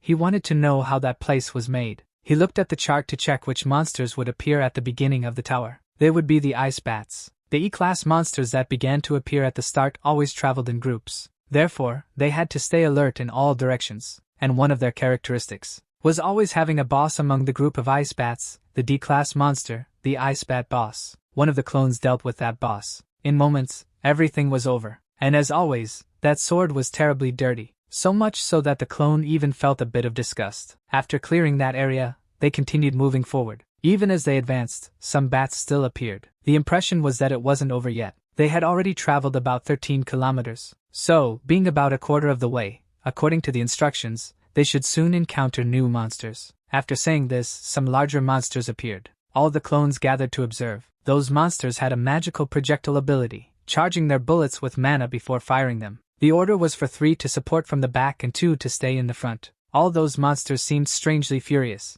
With no other choice, the clones went on the offensive. Those monsters were a bit stronger than the previous ones. Even so, the clones were handling it. You could even say with some ease. It would be great if they could keep going like that. However, it seemed like something was shaking everything. Looking at the ground, they realized there were cracks all around. The whole situation seemed very problematic. On the other hand, at the guild's camp, the original was safe. The vice leader made her concern clear because that was a complicated place. Even the first team had its difficulties. Park expressed his opinion, saying it was an operation where they could infiltrate that place secretly, avoiding fights. However, the growth rate of Hunter Jong Sangwoon had exceeded his expectations. Even she was startled to realize that his stats were already at the level of a B-rank hunter. However, the most important thing was that the clones were also getting stronger. You could say their stats were also at B rank. Seeing this, the leader considered the average ranking of Team 1, which was B rank. Looking at that young man, he realized that he alone was worth the entire team. That's how he saw it. He also made it clear that if the YOLO Guild's warehouse hadn't been raided, things could have been much better. It was certain that the legend of the ice golem mentioned in the report didn't exist, and there were no other monsters that could stop them on the first floor. Park was sure he had warned him about the ice golem, so he should be able to avoid it and proceed safely. He thought it would be really hard to pass without noticing that huge monster. However, that's what happened on the battlefield. None of them noticed that huge monster, and now they would have to fight it. He was thinking of a way to attack without any casualties. Even being hit with a very powerful sword, not even scratches were made on it. Number 1, completely commanded by Jong, knew that the mistake was his. The monster kept dodging attacks while attacking at the same time. He knew he wouldn't be able to cause damage if he couldn't hit it with that sword. However, there was also the imminent danger of those other beasts that still hadn't been controlled. They were also attacking that giant ice golem. However, it simply grabbed and devoured them as its meals. This caused some fear among the clones. Not satisfied, the golem reached out to grab another one of the clones. Realizing this, Jong shouted for him to dodge. Even with everyone dodging at the moment they were told, that monster's attack was so fierce that it even sent the smaller monsters flying. Number 1 knew he had to aim for the golem's core. He was watching and trying to find where the core was while it kept devouring the smaller beasts. He might have found it. Now it was a matter of how to destroy that thing. The magic bullets also had no effect on it, no matter how many the clones fired at the same time. The situation was becoming more and more critical, and the golem kept moving towards them the whole time. Number 1 yelled for everyone to get out of the monster's reach. However, its attacks kept getting stronger, not giving them time to dodge. One of the clones didn't have time to get out of the way, and number 5 was caught by that golem. It was difficult because number 5 had a teleportation scroll. It was at that moment that Jong had an idea. He went all out towards the golem, which was grabbing number 5 by the legs. It was already putting him into its mouth, just as it had done with the smaller beasts. However, number 1 threw himself in to attempt one last attack, trying to get as close as possible to number 5, before he was swallowed by that ice golem. The other clones watched to see how the golem would react. Number 1 fell to the ground after achieving the goal he was aiming for. Suddenly, that giant monster started having some adverse reactions. Now number 1 was satisfied. Looking at the monster, he asked if it liked what it had just swallowed, and showed a piece of a torn scroll, asking if it knew what that was. The force of the impact seemed to go straight to the core of the large golem. Quickly, the effects of the scroll's summoning began to manifest. When he jumped closer to number 5, he had the teleportation scroll in mind. He thought that if he couldn't break the core, he should try something else. He would simply teleport. Quickly, there was a reaction, a sort of explosion. Now, number 1 was satisfied. A kind of portal was created, and the golem was thrown into that dimension. As the portal was closing, the golem seemed displeased with that outcome. Jong thought that the people around might be a little scared. When it fell, it looked like a huge block of ice. At the same moment, strength, vitality, dexterity, among other abilities, were increased. Looking at it, he was very satisfied, because unlike other abilities, he couldn't, in any way, level up his ability to create clones. But anyway, he wasn't going to summon another one at that moment. He just wanted to keep going. In another place, a young man was taking a bath. Still in his robe, he noticed a notification saying that the list of people who had requested to see him that month was available. Over the phone, he asked if any of them were from a South Korean guild. Receiving a negative answer, none of them had sought him out that month. He found it absurd. He also thought that some things were changing. Finishing dressing, he said to reject all of them. Looking in the mirror, he wanted to proceed with the academy's inauguration ceremony. Elsewhere, Park Gapsa was eating instant noodles. Gyun-seok-hyung said it wasn't surprising, since even he couldn't find him. He asked if he had been caught by Silverwind. He had been handed over due to some problems he caused. Even so, Hyung saw some talent in him. However, he mentioned that he had received some help. In the end, what mattered was that he was there, and since they were quite busy, he could get back to business. However, a noise at the door caught their attention. When Hyung reached the door and opened it slightly, he had an unpleasant surprise.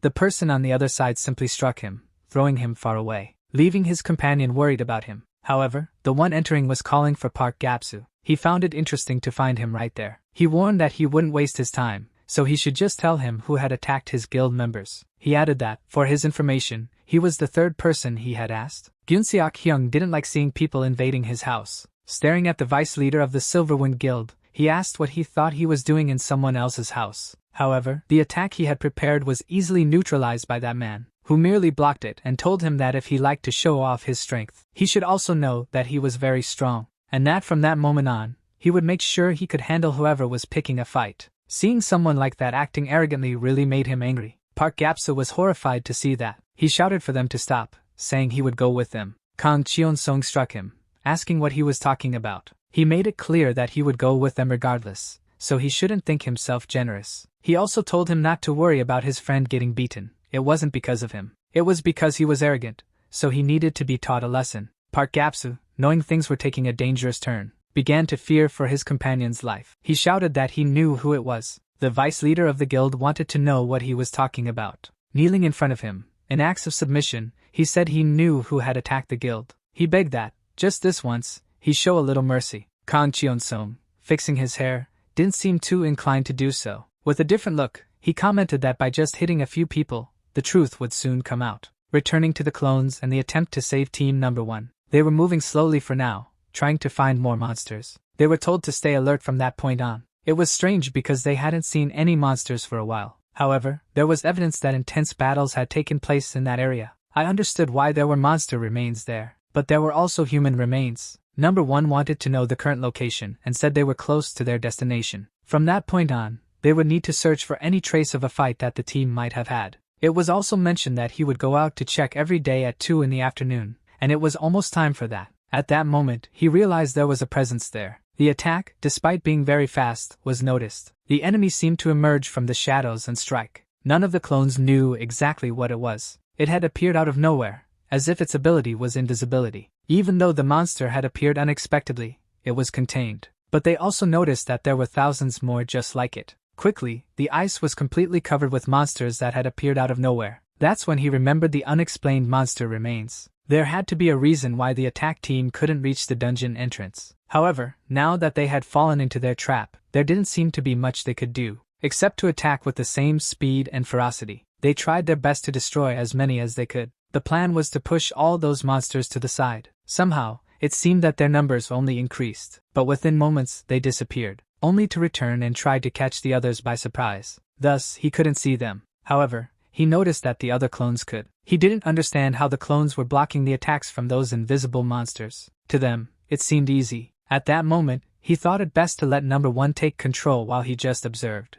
And so it was done. While number 1 fought, he observed. He even thought he had figured out how to handle the invisible monsters. By watching, he realized that the clones first detected the sound, and that's why they blocked so quickly. He observed each clone and the way they dodged the invisible monsters' attacks. Even without being able to see them, it was the sound of the wind that made them react the moment the monsters moved. He thought that would be enough, but he couldn't replicate it. He knew that to have the mobility of the clones, he would have to train a lot. Inside the sub-dimension area, someone was calling for the captain, trying to get her attention because it was almost 2, and they should check the situation outside. She, very discouraged, said they were right. They wondered if the rescue team would be there that day. Exhausted and without hope, she got up to do what she always did at 2 o'clock. She no longer had the strength to keep encouraging them to hope. She was sure it would be the same thing that day too. What was chilling? The silent ice field would repeat itself. However, upon hearing sounds, she couldn't believe it was possible. The clones realized they were surrounded on all sides. The enemy was everywhere. Zhang thought he could get the hang of handling it for a little longer.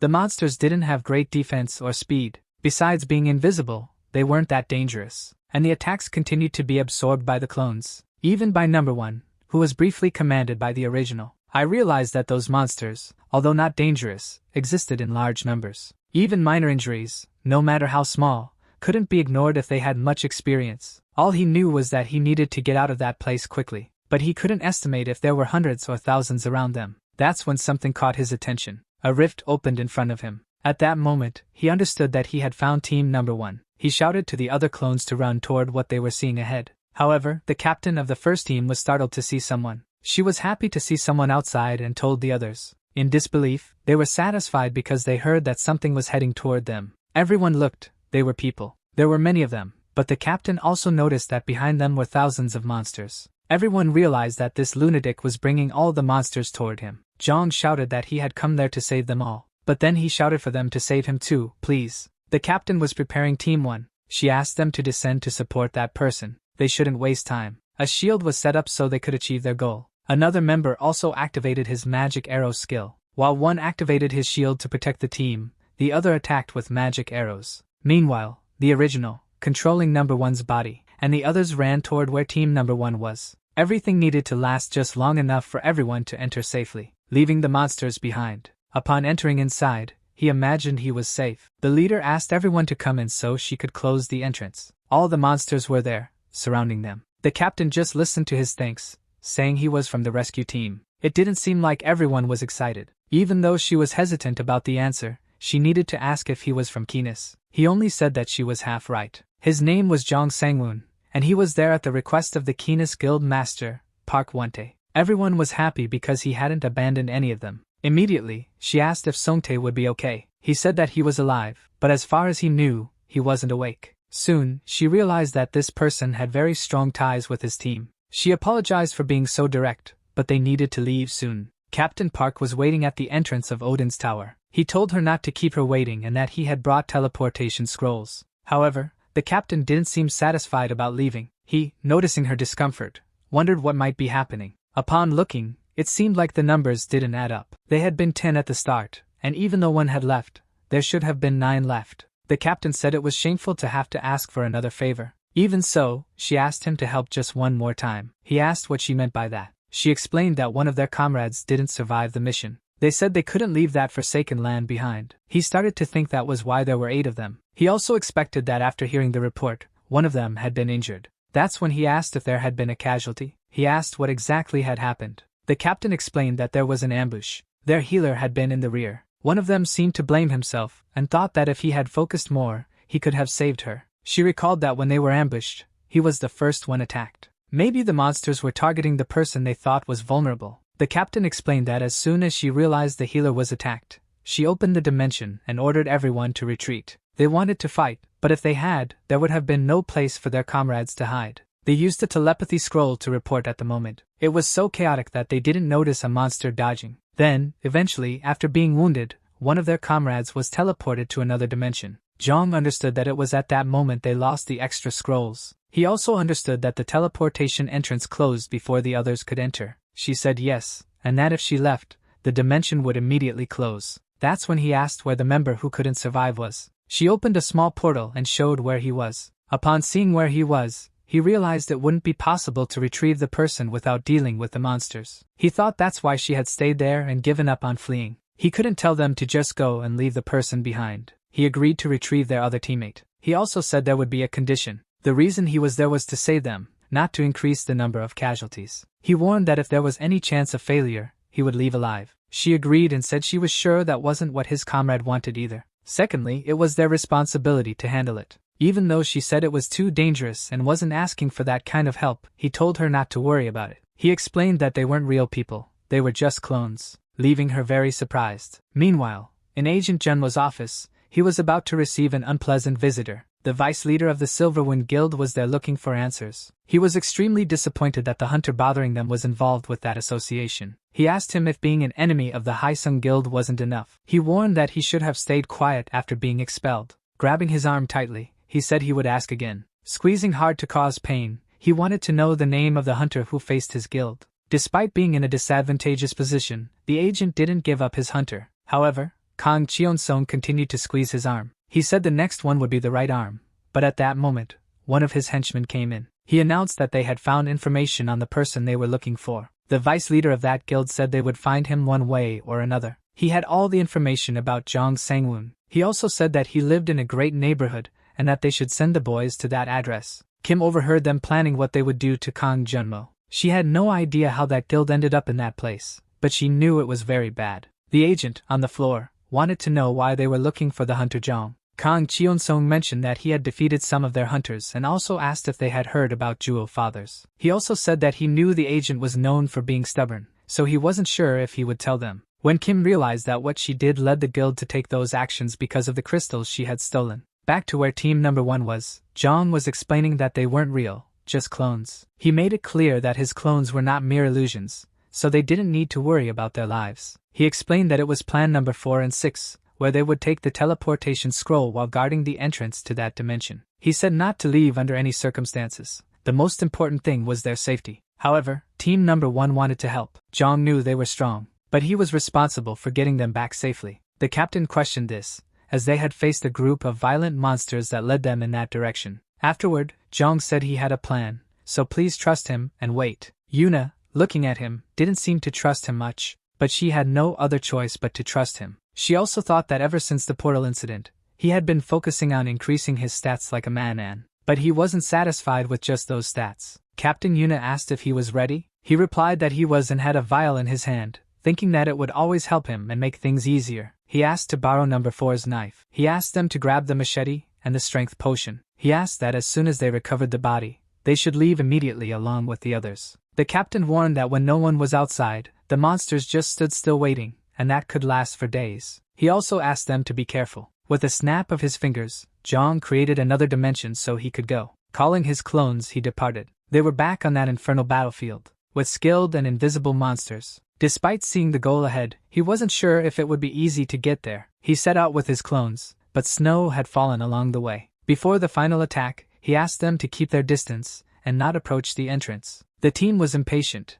as they didn't know if Jong would be okay and thought they should help. Although they had all seen him fleeing from the monsters toward them, that place was 40 kilometers from the entrance. He asked them to trust him for now and also said he had a plan in case things didn't go well. He could only hope it worked. Meanwhile, the monsters continued to attack the clones, incessantly, but he, controlling number 1's body, managed to block for the first time. The order was to keep pushing the monsters. However, they noticed that all seemed to be surrounding the body on the ground, which was their goal. Even so, it seemed difficult to reach it. One of the clones warned that danger was approaching. It seemed the monster's strategy was to surround them. Zhang decided to use the strength compound at that moment. He drank it, and after a while, began having strange reactions. He felt as if strength was invigorating his entire body. He ordered them to attack all the monsters but to be careful not to hit the body on the ground. He activated the magic bullet power, a power that shoots a bullet filled with magic, aiming and launching it at several monsters at once. That explosion sent many monsters flying and briefly cleared the way. All that noise startled Team Number 1. They were watching through a dimension the captain had created. She asked if Number 2 could move, and he responded that he could, no problem. She asked him to grab the person on the ground. However, the effects of the strength potion were uncontrollable. The mana fluid was so strong that it seemed like he was going to explode. Zhang warned that it would attract attention, so they should just grab the body and get out of there. The clones quickly grabbed the body on the ground, and were told to run as fast as possible. Number 1 was about to explode, and it was a matter of seconds before it happened. Shortly after, a massive mana explosion engulfed everything there. However, the 2 clones had the objective in hand, and they just needed to run to the dimension. The captain was happy because they had rescued their comrade. As soon as they entered, they started using the teleportation scrolls. However, they were warned not to use teleportation yet, as one of them was still outside. Despite the warning, they weren't worried because it was just a clone. They watched as he was alone outside, being attacked but about to explode. The captain wanted to stay and defend him,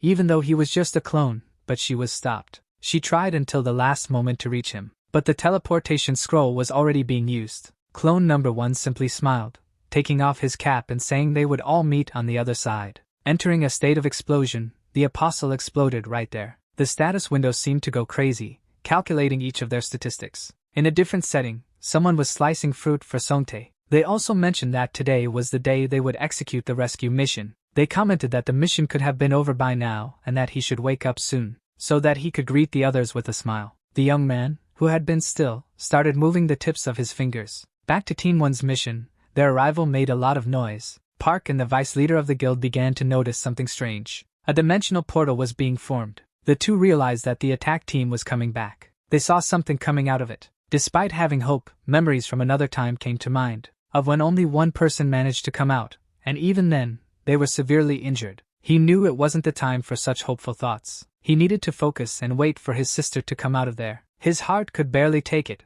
His vision was blurred, but he believed it was her. When everything cleared up, he realized his sister was standing in front of him. He could hardly believe it, and the tears could no longer be contained. Zhang still had his familiar ability activated. However, it was the first time he experienced exploding himself. Back to reality, he saw that the siblings were fine, reunited once again. Yuna was happy to see her brother again. She asked him if he hadn't made too much of a mess in the guild while she was away. He was still trembling with emotion and ran to hug her as tightly as he could. Hugging her, he continued crying, telling her that everything was okay now. He said that everyone was back, and that reminded her that someone was missing. She started trembling and crying. She explained that she had lost someone too and said she felt guilty about it. She let all the tears she had been holding in for so long finally fall. She thought no one was going to save them. She said she was very scared. Her brother, hugging her, thanked her for coming back safely. This made her cry even more. In the hospital, the companion of the young man who was unconscious was greatly shocked, seeing him sitting up and asking to go back home.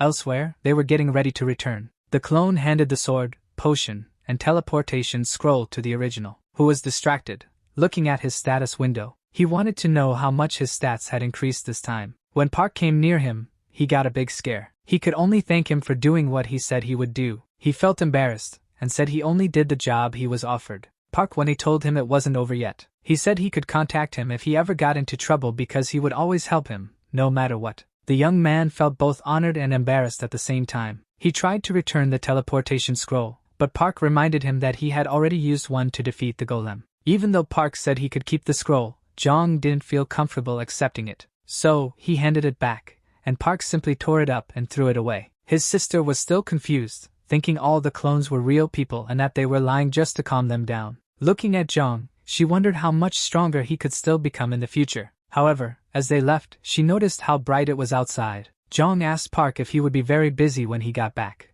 and he replied that he would be checking on their health. He also mentioned that he had a funeral to arrange. At that moment, everyone felt sad about the team member who was lost. However, Zhang's phone wouldn't stop receiving notifications. He had been without signal for so long that now the messages were arriving one after another. One message caught his attention, saying that the agent had been taken by the Silver Moon Guild members. That shook him deeply, and now he only wanted to go after Mr. Junmo and seek revenge. He explained that he needed to return immediately because Agent Junmo had been kidnapped. He mentioned that he had a small fight with them before while they were trying to control the hunting field where he was entering. Park Won-tae gave him a teleportation scroll to go straight to the Silvermoon Guild. At first, he didn't want to take the teleportation scroll, but he needed to save the agent. Park Won-tae had already told him before that he would do anything to repay the favor. Meanwhile, at the Silvermoon Guild, Kim was watching the movement, asking why that scoundrel hadn't arrived yet. That's when she heard someone calling her. Someone was holding her neck tightly, intending to hurt her. He asked what he was doing wandering around there. That's also when Jong and his clones arrived. Driven by intense hatred, he copied that guy. Just as he was finding that face familiar, he was struck. Jong had returned with his clones, and he wasn't messing around. He only wanted to know where Mr. Junmo was. For that, he squeezed that wretched man's neck as hard as he could. With his blood boiling, he asked, "Where is Agent Nim?" No matter how much he tightened his grip, the man didn't speak. That's when Kim intervened, saying he knew where he was. Despite what the man said, Jong simply ignored him. The clones had already taken control of the entire area outside. He asked where he was, and Kim told him that the guild's vice leader had taken Junmo to the warehouse. Jong said it could be dangerous and asked Kim to wait there. He also said he wouldn't be long. After taking a serious beating, the agent was severely injured. They mocked him, saying he had fallen asleep. They taunted him, asking why he messed with that particular guild when there were so many others to bother. They asked if Mr. Jong Sang-woon was also curious when he would arrive. One of the thugs said it would take a while, and they might as well order something to eat. However, they started hearing noises outside. All the guards stood on alert. Kang Cheon-song couldn't wait to fight Jong. He arrived quickly, knocking down the doors. His expression wasn't friendly, and he asked if they were from the Silverwind Guild. The vice leader thought it would take a few more hours. One of the thugs asked if Jong was alone since he'd heard he usually traveled with others. The vice leader thought it was best to check sooner. Jong was amused but said he wouldn't hurt them too much. The agent was afraid for the hunter's life. Despite taking quite a beating, the agent hadn't revealed anything about him. Jong asked him to hang on a little longer. However, several thugs were hiding in various places, waiting to ambush him. That wasn't going to happen. Jong had just returned from a mission and was much stronger than before. He said he only wanted to do to them what they had done to Agent Junmo. With his much improved reflexes, he could take them all down in the blink of an eye. And that's exactly what was happening. The closer they got, the more people were severely injured. Kang Cheon-song was growing impatient with those useless thugs. Everyone was getting beaten, and he was filled with rage, ready to go after the next ones.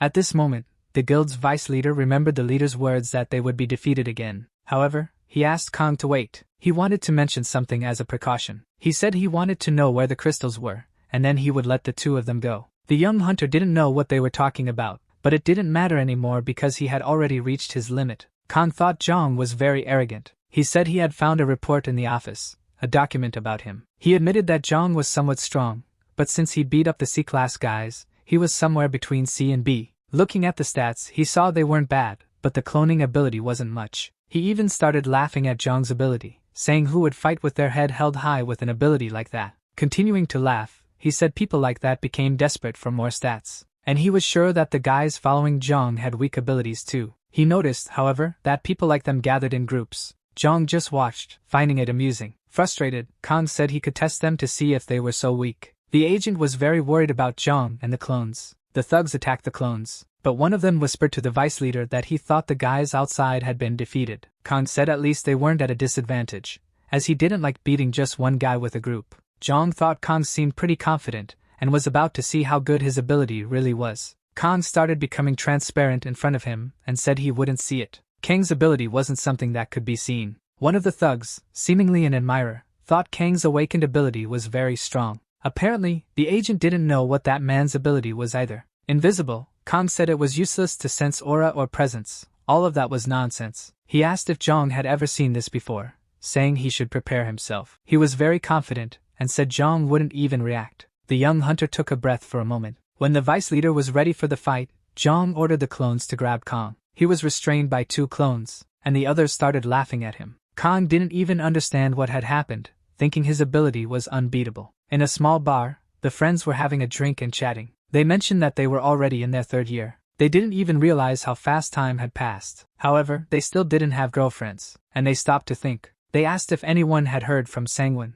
One of them had heard news about the hunter job he was doing. The others could hardly believe he was doing that. Then one of them said it was because they hadn't seen him angry yet. and the story of what happened in the 3rd year of elementary school was told. The bullies had tried to steal his money. It was said that when Sangwon saw this, he started to stand up to the guys. However, he didn't hit them, they just got beaten up together. Jeongdo explained that he did this because he got mad since the guys were after him. He also said that if it was about him, Sangwon was generous, but if it involved someone close to him, he would transform. That's what was happening in that warehouse. While 2 of his clones had immobilized the vice leader of the guild, he told the others to take the agent to the hospital. Kang was still asking how he had seen him. Sangwon explained that he seemed very confident in that ability, but he had just come back from a group of monsters with the same ability as his. It was just as he had said before. He also thought the guy had talked a lot of nonsense in a short time. First, he said his ability was trash, and that he only trained because of it. However, amidst everything, he got one thing right. He only learned more and more to become the best. And he also had great stats. Saying this, he struck Kang in the abdomen.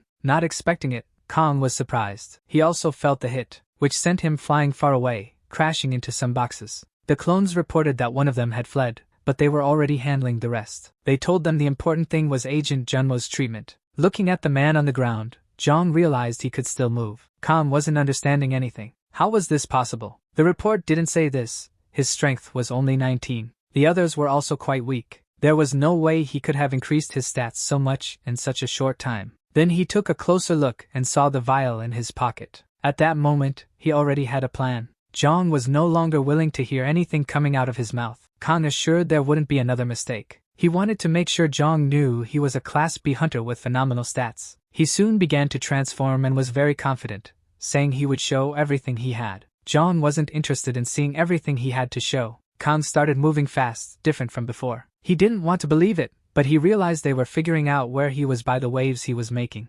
So, he decided to muffle the sound he made while moving. Jong noticed that his speed was impressive. He also realized that all the chaos was to block the sound of his movements. As Kang got closer, Jong simply hit him on the head, and this time sent him flying again. On the ground but not defeated, Kang was laughing. He found it amusing, and Jong wanted to know what he was laughing about. Then he showed the vial and said he wanted to see Jong ask something after this. He said it was strange to increase his stats so quickly. The vial was the secret, and he was going to drink it. Jong advised him not to do it. Ignoring the advice, Kang drank it all at once. His strength was incredibly altered. His ability to withstand power kept increasing. Ironically, Kang said he didn't hear what Jong said because he was busy getting stronger. Jong remarked that later there would be no point in blaming him.